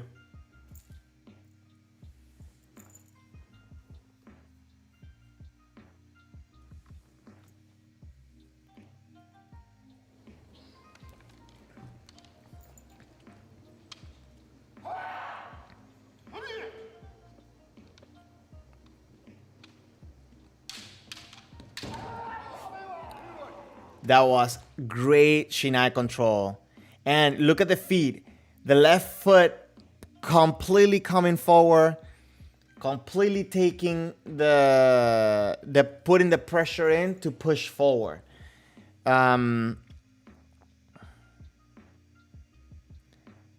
So as he comes forward, he is overwhelming the opponent with the shiai. He's taking control of the shiai. Maybe the hit was a little bit shallow. I cannot see where the strike really happens, because I think at this point he's still in the swing down and maybe the strike is over here. So I guess it will be Sajumen, right?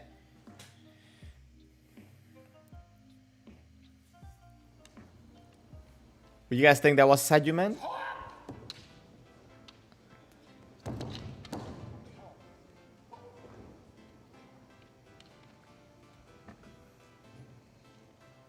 Naname, I think. Okay.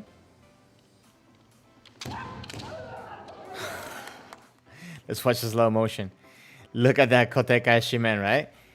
Okay, that okay, this is a little bit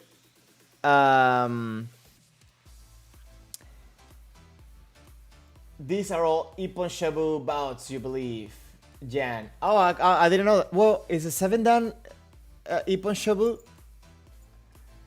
I'm not. I will have to watch the whole tournament, because remember we're watching an Ippon compilation. So yeah. So Conan, I was about to say the same thing. I think this one's a little bit shallow. You know. Sorry, I have things falling around. I think this one can be a little bit shallow for an Ippon, but I'm going to say it looks amazing though. On that sense, it looks great. I think especially on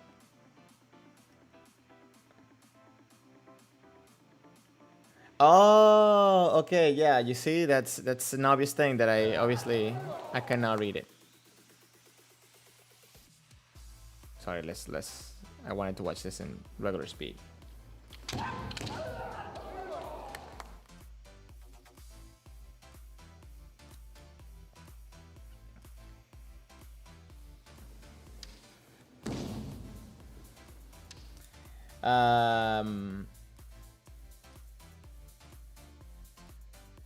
So okay, so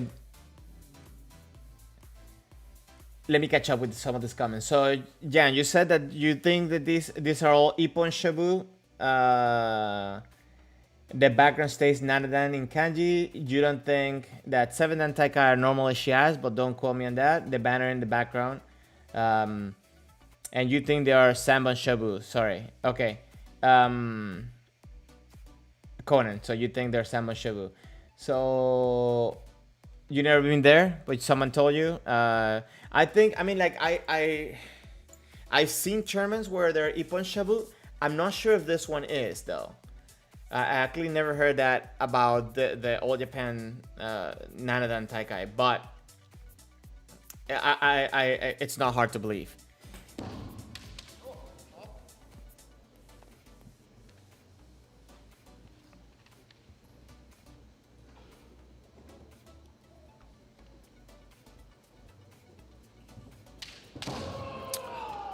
Okay, this right here, correct me if I'm wrong, but this looks strong. And what makes him look strong is the Kikentaichi. It's just, for me, this is a very visual point. This is one of those that makes people that don't do Kendo go like, oh, because it's clear. I want my Kendo to look like this. I really do want my Kendo to look like that. Look how explosive it was. The distance was great. The control that he has on the way down. I can really appreciate this Kendoka, this Kenshi, right? He's coming down. He hits with power. He has control. He goes out with a lot of stability, and he's ready. He's showing that Sanshin right at the end. All Japan Hachidan Taika is Sanbon Shabu. Only having 7-dan Ippon Shabu is a bit weird. Yeah, it's a bit weird. I've seen specific tournaments that are Ippon, but I don't think the All Japan it's Ippon.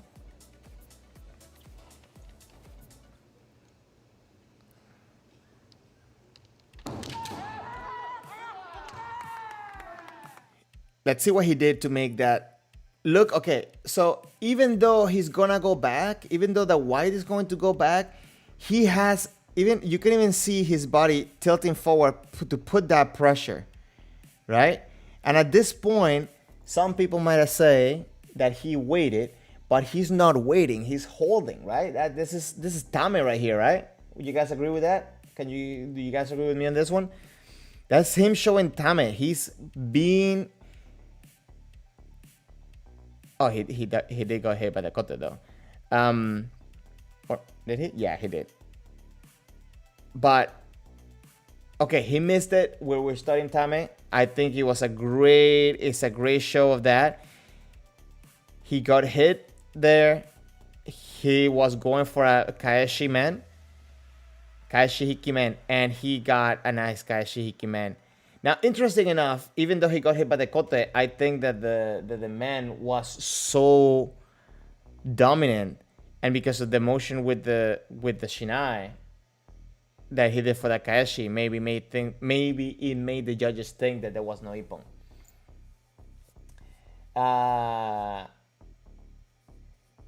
Yes. That's what I was saying, Conan. That he got his kote hit. So you're saying that it'll be Tame if he was actively Seme, but he's got his kote hit. So now, why do you think he got his kote hit? Right? Do you feel at this point? I mean, like, he reacted right here, right? So he fell for the Seme from Red, which I cannot read his name, so sorry. But he definitely fell for his kote. Now, let's say he reacted. He reacted.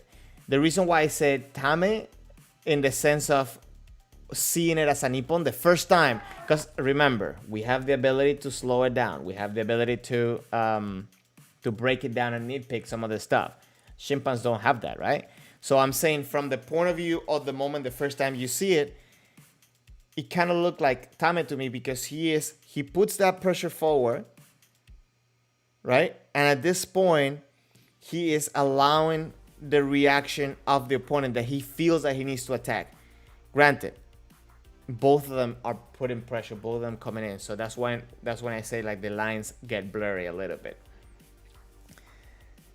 But immediately, I don't know, everybody just be honest with me. Like, who were you looking at in the moment of the technique? Like, who you say, like, did you see the kote first? Or did your eyes go for the man? Because for me, it felt, and I'm going to be honest, like, again, I'm not to the level of those chimpanzees either. So for me, it looked like he did kind of like Hayashiwaza and hit the man. But again, obviously, after breaking it down, we see that he got his kote hit. Yes, again, a Shimpan point.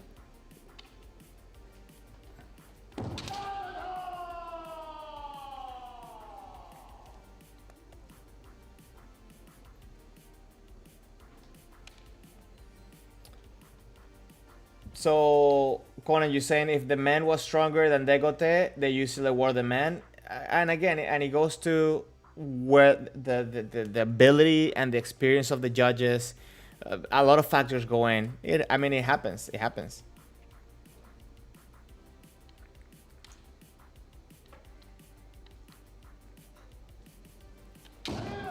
Oh, let's watch a slow motion. So, what happened here? Red comes in closer. He does a little bit of a stepping, like sliding step forward to his opponent, right? And I wonder if he was trying to get the, what's the name of this Tsuki? I forgot, like the receiving Tsuki. I guess he tried to stop him there. That's why one of the reasons why I don't like to try to do this, because it's very easy for you to miss it. Mukai Tsuki. Okay, yeah. Mukai Tsuki. Yeah. So, I really don't like to even try to do this, just because I feel like, you know, at this point, if we both had both swords, there's not really much I can do, because I'll be dead as well, right? So I don't know. I personally don't like to practice this, not to practice it, because you should have the repertoire to do it, but I don't like to do it.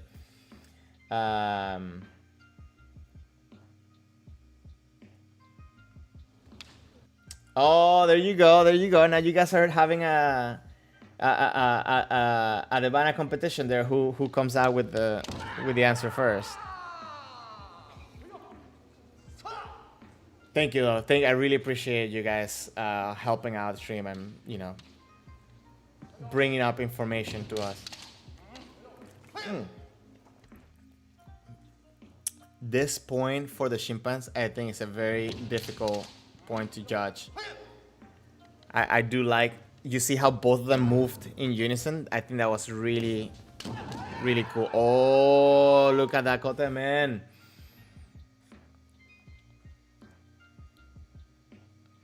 I like how both of them were,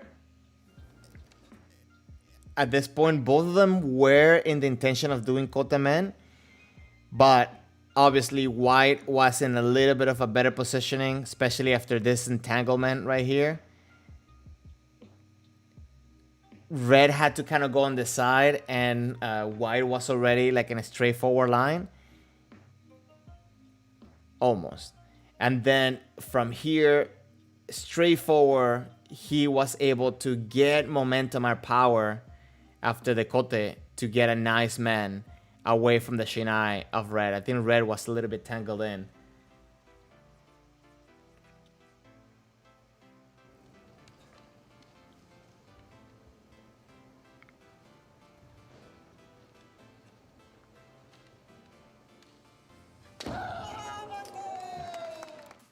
Oh.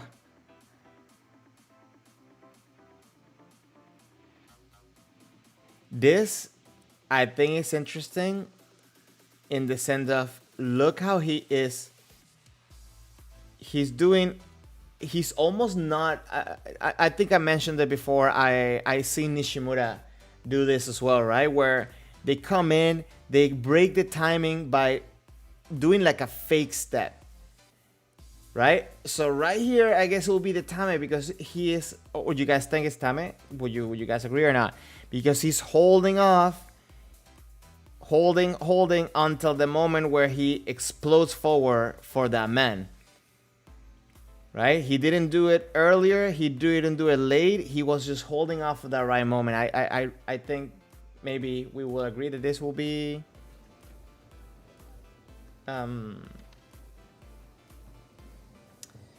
So, Conan, you're saying that it looks like White broke his center and gave the opportunity for Red. So yeah, I mean, like it definitely, he fell for that pressure, and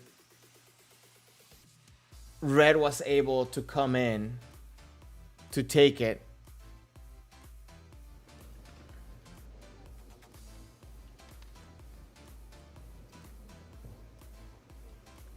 I like how when they have several angles. Oh.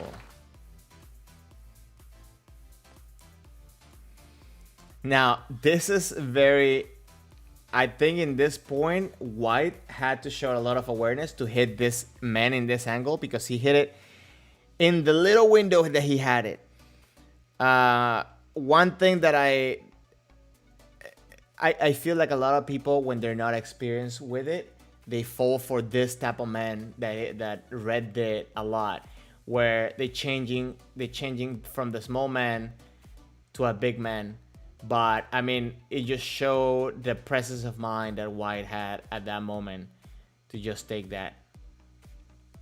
And I want to put emphasis for everybody to pay attention to the left foot, because that anchoring is just... I guess this answers your question, Jan. This is not Ippon. It's Samon. So this fell... Actually, you know what? Maybe next week I will do something similar to this, where we're talking about like Seme and so on, and I will have a list of like the article that we read, because I think in this one, obviously, it fell under he decided to dodge to break his posture, and White... He didn't decide to break his posture. He broke his posture, and White was able to take off the Ippon. Oh, that's powerful. That kick and tie at that moment, that explosivity is just...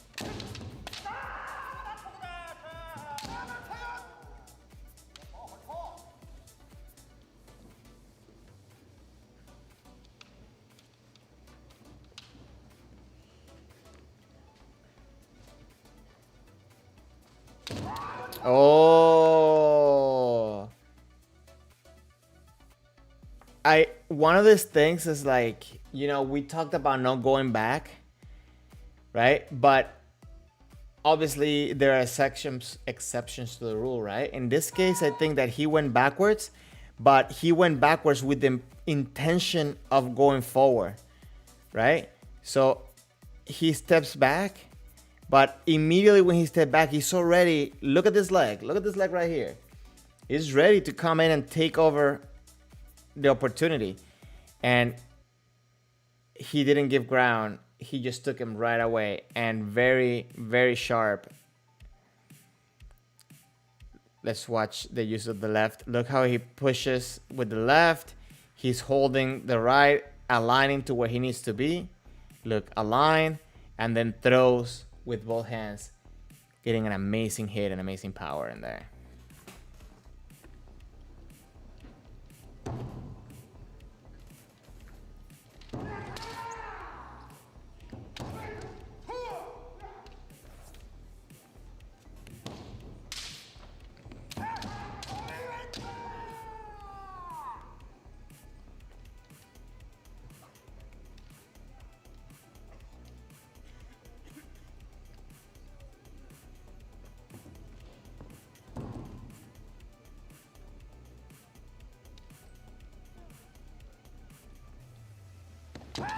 Oh, okay. So what do you guys see here?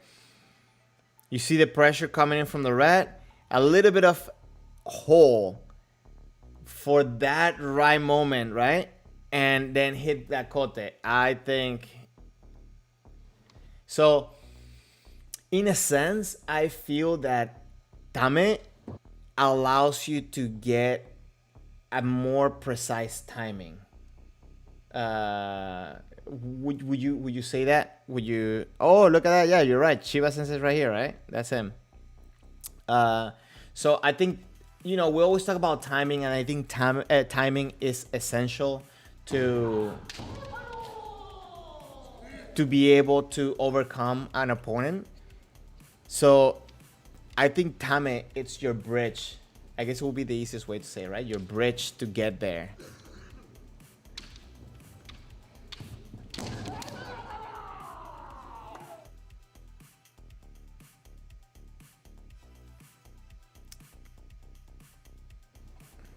I think that one was a little bit too reactionary from both sides, right?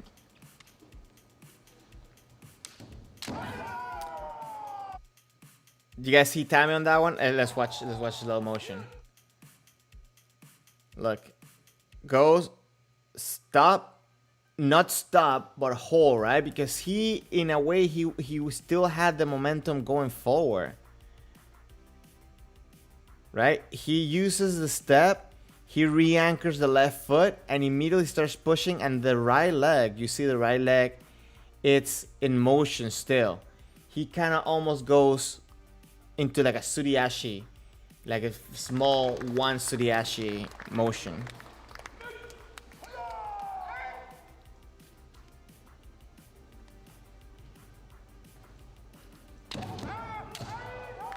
Wow. He did the same motion, and talking about getting information. Look, he did this motion one. Okay, watch the regular timing first. He does that motion once, and then the second time he goes for it. See, he does that, and then he goes that. I'm guessing he decided to go for that because in the first time he didn't get any reaction from him, and he felt confident that he could get that kote. What do you guys think on that one? As a matter of fact, I'm gonna say, if you're in the Discord, there's an I think I put it in the Discord, right, Jen? Did I put in the Discord the Chiba Sensei article on dealing with different kamais, different types of kendo? If not, I'll check and I'll put it there later. But this is key in understanding that, right? Like Chiba Sensei talks about doing something to get information. What's the reaction? Maybe do it one more time, but then if you do it that second time, if you're actually going to go for a technique on the third time for like a kote or man, whatever, you have to understand that your opponent might be also gauging that you're trying to read them. So hitting on the second opportunity, second time, when you're very sure, is what's most favorable. Again, I'm quoting the article a little bit, very loosely. Look at the Kamae adaptation against Jordan. Wait, there's a Nippon compilation, but this is the first Jordan player that we see?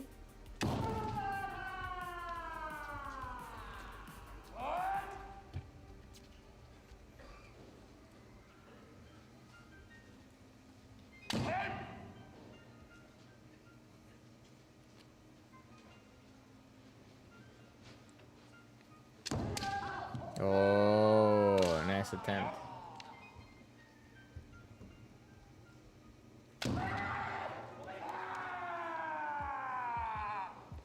So some people say to hold their kamae against Jordan looking towards the left kote of the opponent, right? So like pointing towards the right. But you see here, he's pointing towards the left. What do you think the benefits or the difference on this is?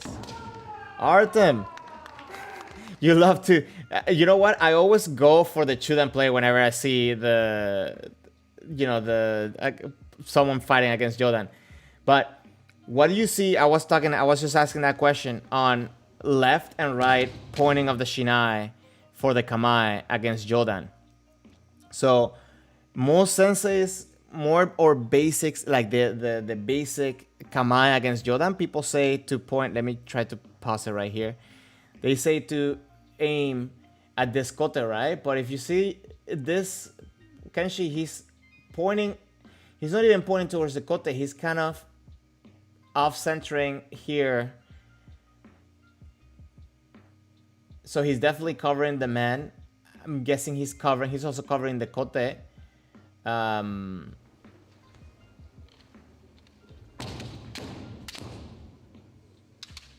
just interesting. I don't know. I want to hear it. I feel like a lot of people lose against Jordan, not necessarily because Jordans are better, but because they don't have the experience.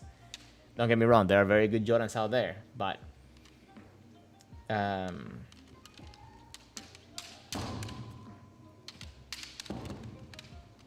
okay, Conan. So you're saying that this way, it's the way of holding the Shinai against Jordan on the left side. Let's just say going to the left side is a way to lead to a Suriage man.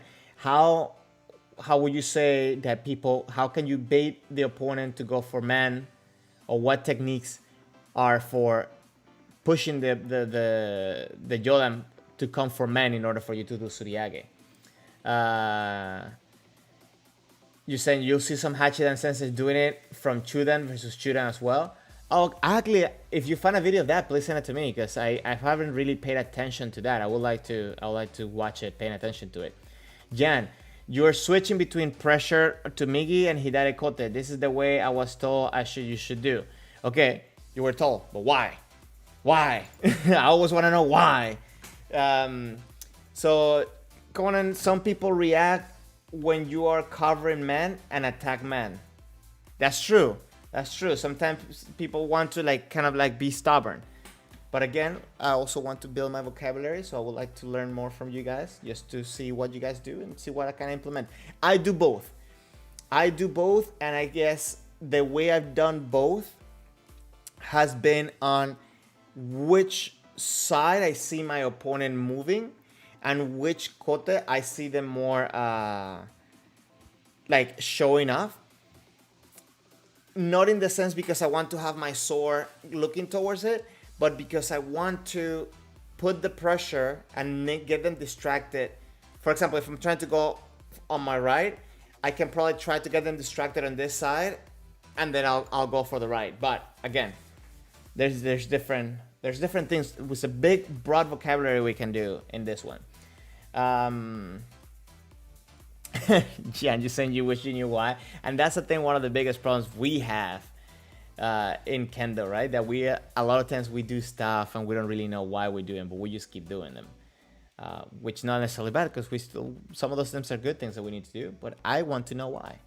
I legitimately want to know why. A lot of times people get upset with me because thinking I'm challenging them, but no. If you ever hear me say why in this stream, understand that it really comes out of curiosity. I'm not challenging you. So it's kind of, so Connor is saying it's kind of luring, depends on your opponent. Some Kendoka just can't help themselves but attack even if they're covering slowly. Yes, I can agree with that. I've seen that. Artem, maybe we should start from Kamaya against Jordan. Yes, actually maybe I should do a whole stream about Kamaya against Jordan. That could be very interesting. And study different Kamai against Jordan, some of the different things that we can do. Yeah, man. And if you want to do some of that, maybe we can talk and we can organize something. That would be, I think that would be interesting. Conan, if you're switching Hidari and Migi Kote, it's not different from Chuda and Seme. Press Seme towards Kote, then alternate Tsuki or Hidari man, etc. Chibi Senseis had a nice anti-Jordan video on YouTube going on similar points. Yeah, I think the way to go is for me to prepare something that we can have, because again, I do think that a lot of times people lose against Jordan and Nito, not necessarily because of superiority level on Jordan, but it's because people don't really know what to do against them. Tobias, you said, I think we also have to okay, I think you said it before I said it because I saw the screen move. So I guess you did the Debana against me today on that one. So yes, I think it's a thing that I should do. Oh, Artem, look, Artem holding out on us. You have a lot of info from Osaka police and how to beat Jordan players. Please share. Give me some and I'll share. If it's okay to share. And of course, I'll give you credit. Don't worry. You literally heard, okay, Ben, welcome to the chat. I don't think you said anything before, but welcome. You heard Sensei encourage people not to ever question their methods and just to do them. Honestly, there's probably not a good Sensei if they don't allow you to ask questions. So I was taught, right? Don't challenge the sensei on their teachings, right? In the sense of like, if they say something like to do something, give it a try, but always try to think about how it works for you. But again, it's a way of saying give it a try. But I was never told not to ask questions. I do get a little bit frustrated with senseis that even though you ask them the question, maybe you explain something, whatever, they just want to do things one way and then force something that not necessarily is correct. And it has happened to me that I know that some things are not correct and still being pushed. That I find a little bit frustrating. But still, especially if I'm at their dojo, I will try and I'll do it their way when I'm at their dojo, whatever. So Osaka Police, home of world champions. Listen, when I was training there, it was just so amazing to practice with them. It made it so when I just to put it to you this way, out of the whole Japan, just to have that many of their competitors in Team Japan on the World Championships come from Osaka, I thought that was just kind of like, what better show of strength than that, right? Whole Japan, and you have, I think out of the 10, it's 10 people that go for the male team, right? And it was three of them were from Osaka, from one place, right? Jan, your primary targets against Jordans are Hidari Kote, Migi Kote, Men, Tsuki, Do are far. Okay, Tsuki and Do are far behind, but that's just your Kendo. But with this kind of Seme, it tends to work well. And again, it works against, it works with our bodies, like our Kendo as well, right? I don't necessarily have to say I have a I don't have to say I have a main target. I have a preferred target, which normally is the right kote. But obviously I try to train all of them and try to go for all of them because men can also be effective. Gyakudo for me has also been very successful as well. Old-fashioned sensei are all about doing and not thinking. They don't encourage thinking because ultimately they don't know Kendo by experience and doing Kendo. I mean, and also has to do with the background of the sensei. We can make a whole stream about this. I'm not gonna bore you guys with that. Let's keep watching more Nana than Kendo fight. Look at the shiai control from White. You see how he's trying to just get that center by controlling the shiai. I like that Red is not necessarily fighting over it, fighting to take what's the word? Not fighting against it, but instead he is retaking the center by relaxing and just going around it. But I think that this is a great show of shiai work, and I like the ability from White to move around and to hit that man at that moment.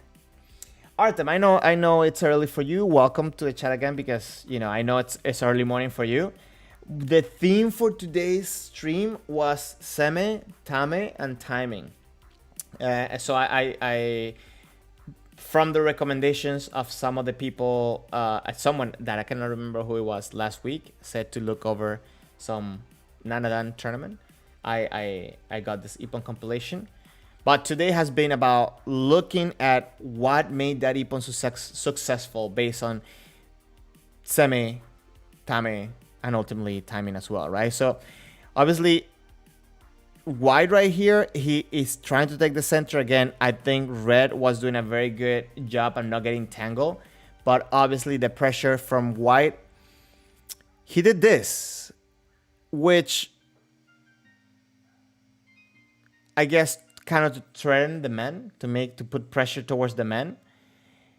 And because of the angle where he has his hands, it allowed him to turn around and hit him on the other side. I think that was a very interesting approach, a very interesting way of hitting that man. Anyways, Let me catch up with some of these comments. Artem, so you said the question is, what is preferred target for Jordan player? I mean, it really wasn't a question. I piggybacked with Jan, where he said that his main targets are Hidari Kote and Migi Kote and men in that order. So I just piggybacked on that. So it wasn't really a question, but I mean, yeah, share please.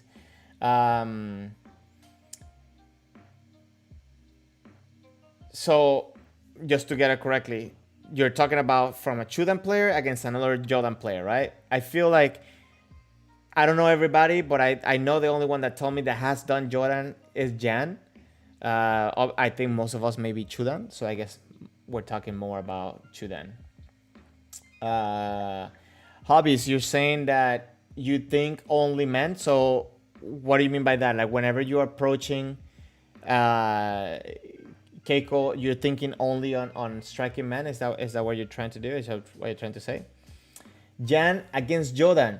Tsuki, for you, tends to be a trap. Most Jordan practitioners have much more practice countering Tsuki than I had executing it. Okay, I see what you're saying. So you're already not being confident about your technique though. All right. So like you're already saying you need to do it more than they practice dodging it. Because I feel with Seme creating the proper opening, we should be able to get the technique that's available. I don't know. Makes sense? I do see a lot of times, and it has happened a lot of times to me as well, that executing ski, and because I am not confident or throwing it with confidence, I may get stuck, and then the Jordan player can get me. So yeah, I think it's a practice thing.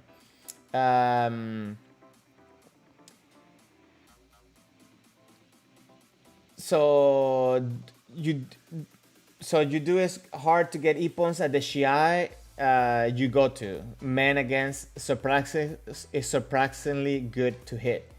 Conan, you do Jordan as well occasionally.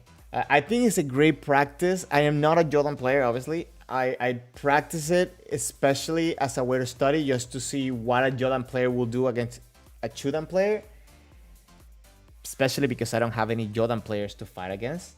And I do that kind of more as a study, but I am by no means a Jordan player.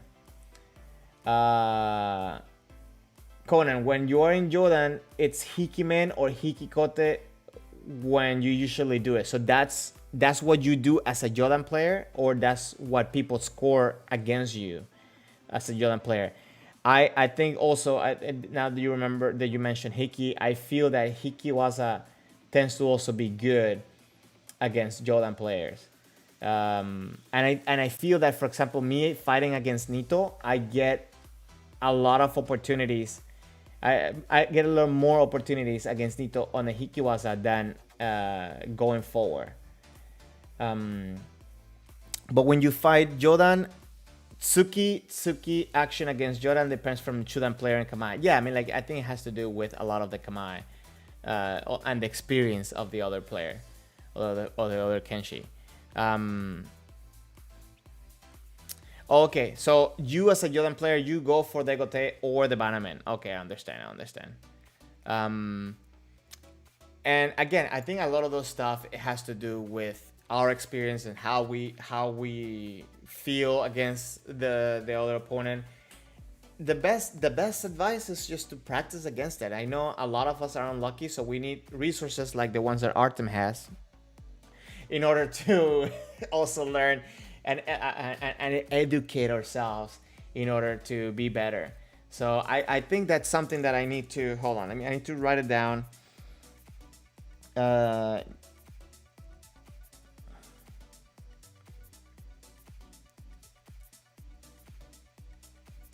Because I think that's something that we need to get experience. I know a lot of us don't have, even if we know and we have done it before, we need to keep polishing those things, because that's not something that's very common in many dojos. I can tell you, like, in my experience, you know. Tobias, during the time when you were allowed to do Keiko in our dojo, I remember those times. I miss those times. Well, Artem is doing, he's probably going to Asageiko right now.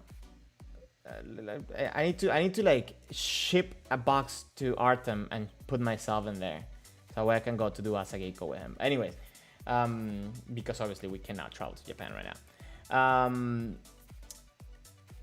Okay, so Tobias, you're saying that you included that Motodachi take Jodan as Shidachi in Chudan to get used to this situation. Yeah, I mean, like, that's actually a very good example, and one of the things whenever I was in practice in Japan, when I was doing Kihon, the Jodan players will ask me, you want me to be in Jodan? You want me to be in Chudan? Or I'll ask him, can you be in Jodan? So I can practice against Jodan. Oh, you see, guys, Artem is warming up for come on, dude. Come on, dude. Let's... Hey, listen, if I take the vaccine, can I go to Japan? I don't think I can yet either, do I? Can I? That's... Yeah, man, like, guys, like, everybody can be jealous of Artem right now because he is been doing Kendo, and he actually, you know... Actually, Artem, you know what we should do? You know what you and I should really do? It's make like a plan or something to help people get back to practice. Like, a lot of the people that I've been talking about, you know, they feel like they're missing their confidence on their physical ability, and I know you'll probably be a really good resource. So yeah, like, I think that should be a good thing. Let me see. Jan, you're talking to Conan. Would you know Glenn when you used to be in Vancouver? Oh, okay, you guys talking. Okay, I'm not gonna interrupt your personal talk. You guys keep going. Artem, you know what is funny? You are not the first person to tell me that it's easy to be Jodan players. I think I know what you're talking about, but we need to educate people that do not. I have a lot of friends that they never fought against Jodan. So at that moment, they just freeze up and they just don't know what to do. I've been to tournaments that the first time they're gonna see a Jodan player, it's in a tournament. So yeah, so I think maybe we should, man, like, we should put something together. We should do something. Thank you. Okay, guys. So like, you guys heard it here. Like, Artem is ready to help. So I'm going to make something. We can talk and we can actually, because I really want to help people feel and actually be safe and feel confident to come back. I want that when we come back to Kendo, we don't lose the people that was doing Kendo, at least at the very minimum. If we can get more people coming in, that'll be awesome. But I don't want to lose the people that already been doing Kendo, because I already have friends that they even though practice may be opening, they don't feel good about going back to the dojo because they see like, oh, I need to, you know, get back into shape or whatever. So I think you and I can come up with something interesting and easy for people to help out. And obviously I do want those resources about Jodan players, so I'll definitely bug you about it. So Conan, you're replying to Jan about meeting the person that he said above, and the only Nito player you knew there was in your dojo and he quit like 2 or 3 years ago. I like Nito. I like fighting against Nito. I feel like it's different. And the first time I went to fight, I remember a guy that was visiting from Japan. He joined a tournament that I was in, and I asked him, oh, what should I do against Nito? Because I never seen Nito before. And he says like, don't worry about the little sword. Only worry about the big sword. And I was like, cool, all right, good. So let's go. Yes, Jan, I'll try. I need to just do something real quick, and then I can probably join you guys. So actually, guys, what I'm going to do, let me see if I can get the link for the Discord. Okay. So what I'm doing, guys, I'm just gonna let everybody know is that I am in the Discord. I'm trying to put together a place where I can put resources that people can access, and they just can read it completely for free. No subscription, no nothing. I did find my Discord, so let me get the server. I'm gonna put the link up in the chat, so if anybody would like to join, you can just click it there and join up. Also, give me 1 second, guys, to speak in Spanish. Hay alguien aquí que esté en el chat que que habla español, quiero decirles que quiero empezar a hacer streams y contenido más en español.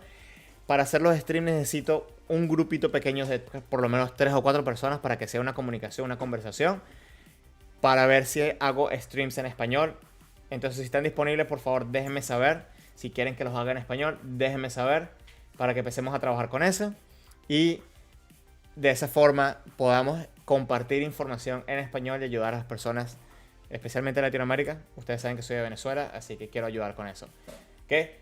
That's it. That's all the Spanish I had to say. So, oh, Jan, you also send the Discord. I don't know. Oh, actually, look, another advantage on Discord, on Twitch that YouTube doesn't have. You can share links. No problem with that. I'm liking Twitch more and more, guys. I'm liking it more. But YouTube is just so much accessible for people, so that's why I kind of don't want to just let it go. Hobbies, cierto. Tú eres de Ciudad de México, ¿verdad? Vamos a organizarnos, vamos a ver un día. Déjame saber qué día es el mejor para ti y así podemos hacer un grupito. Si conoces a alguien que quisiera conectarse, vamos organizando eso. Capaz entre 1 o 2 semanas lo empiezo a hacer en español. Yo, Conan. Nobody's making you do anything. Okay, we're just providing good things that, we can share with each other. Actually, I wasn't very hip with Discord, but Jan was the one that actually showed me the light with Discord. I think it's a very interesting platform. But it's just a chat group. You can have it on your computer. You can have it on your phone. So, yeah, that's just something that, just... But Twitch, hey, listen, if you want to say your comments before everybody else, you have to be on Twitch. Nobody's making you to do anything. We're just suggesting. And Jan is teasing you, saying that, you're so quick that... As a matter of fact, you know what, Jan? He's even sending those little emotes and little faces. So maybe you're right. Maybe you're into something there. Guys, I really hope you enjoyed the stream. I don't want to keep you here for the whole day. I know Artem has to go, do his Asageiko.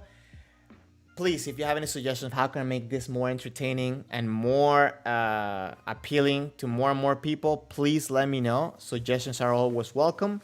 One thing that I wanted to share with you before I go is that I found, and I meant to do this at the beginning, not at the end.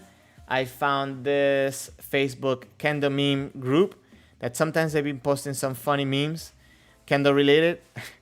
This one, Corona pandemic and the evergreen. I don't know if you guys seen this. Improving your Kendo, and this is training with Zoom, training on Zoom, with the little tractor right there. Anyways, if you want to see some funny things on Kendo. Anyways, guys, let me catch up with the goodbyes for everybody. Happy Easter for everybody if you celebrate it. Did this thing did you see this get stuck? Okay. Happy Easter if you guys celebrate it. Thank you very much for passing by. Please let me know your suggestions. Please stay safe. Tobias, thank you very much for letting me know that you're enjoying the streams. I want to make it a theme for every stream so we stay organized, because I want to make this more entertaining, and I want us to start getting better one thing at a time, one step at a time. We can do this, guys. We can have good Kendo. We can have good Kendo even though right now we're going through a pandemic. So let's work together. Thank you very much, Olaf, for letting me know that today was nice. Have a nice week. I hope to see you guys next week. Conan, you said you talk too much. What about me, man? I've been talking for like 2 hours. What are you talking about? I talk too much. And look how you send a little face. You've been on Twitch before. You've definitely been on Twitch before. And you're welcome for the stream anytime, guys. I really appreciate everybody being here, letting me know that you appreciate this.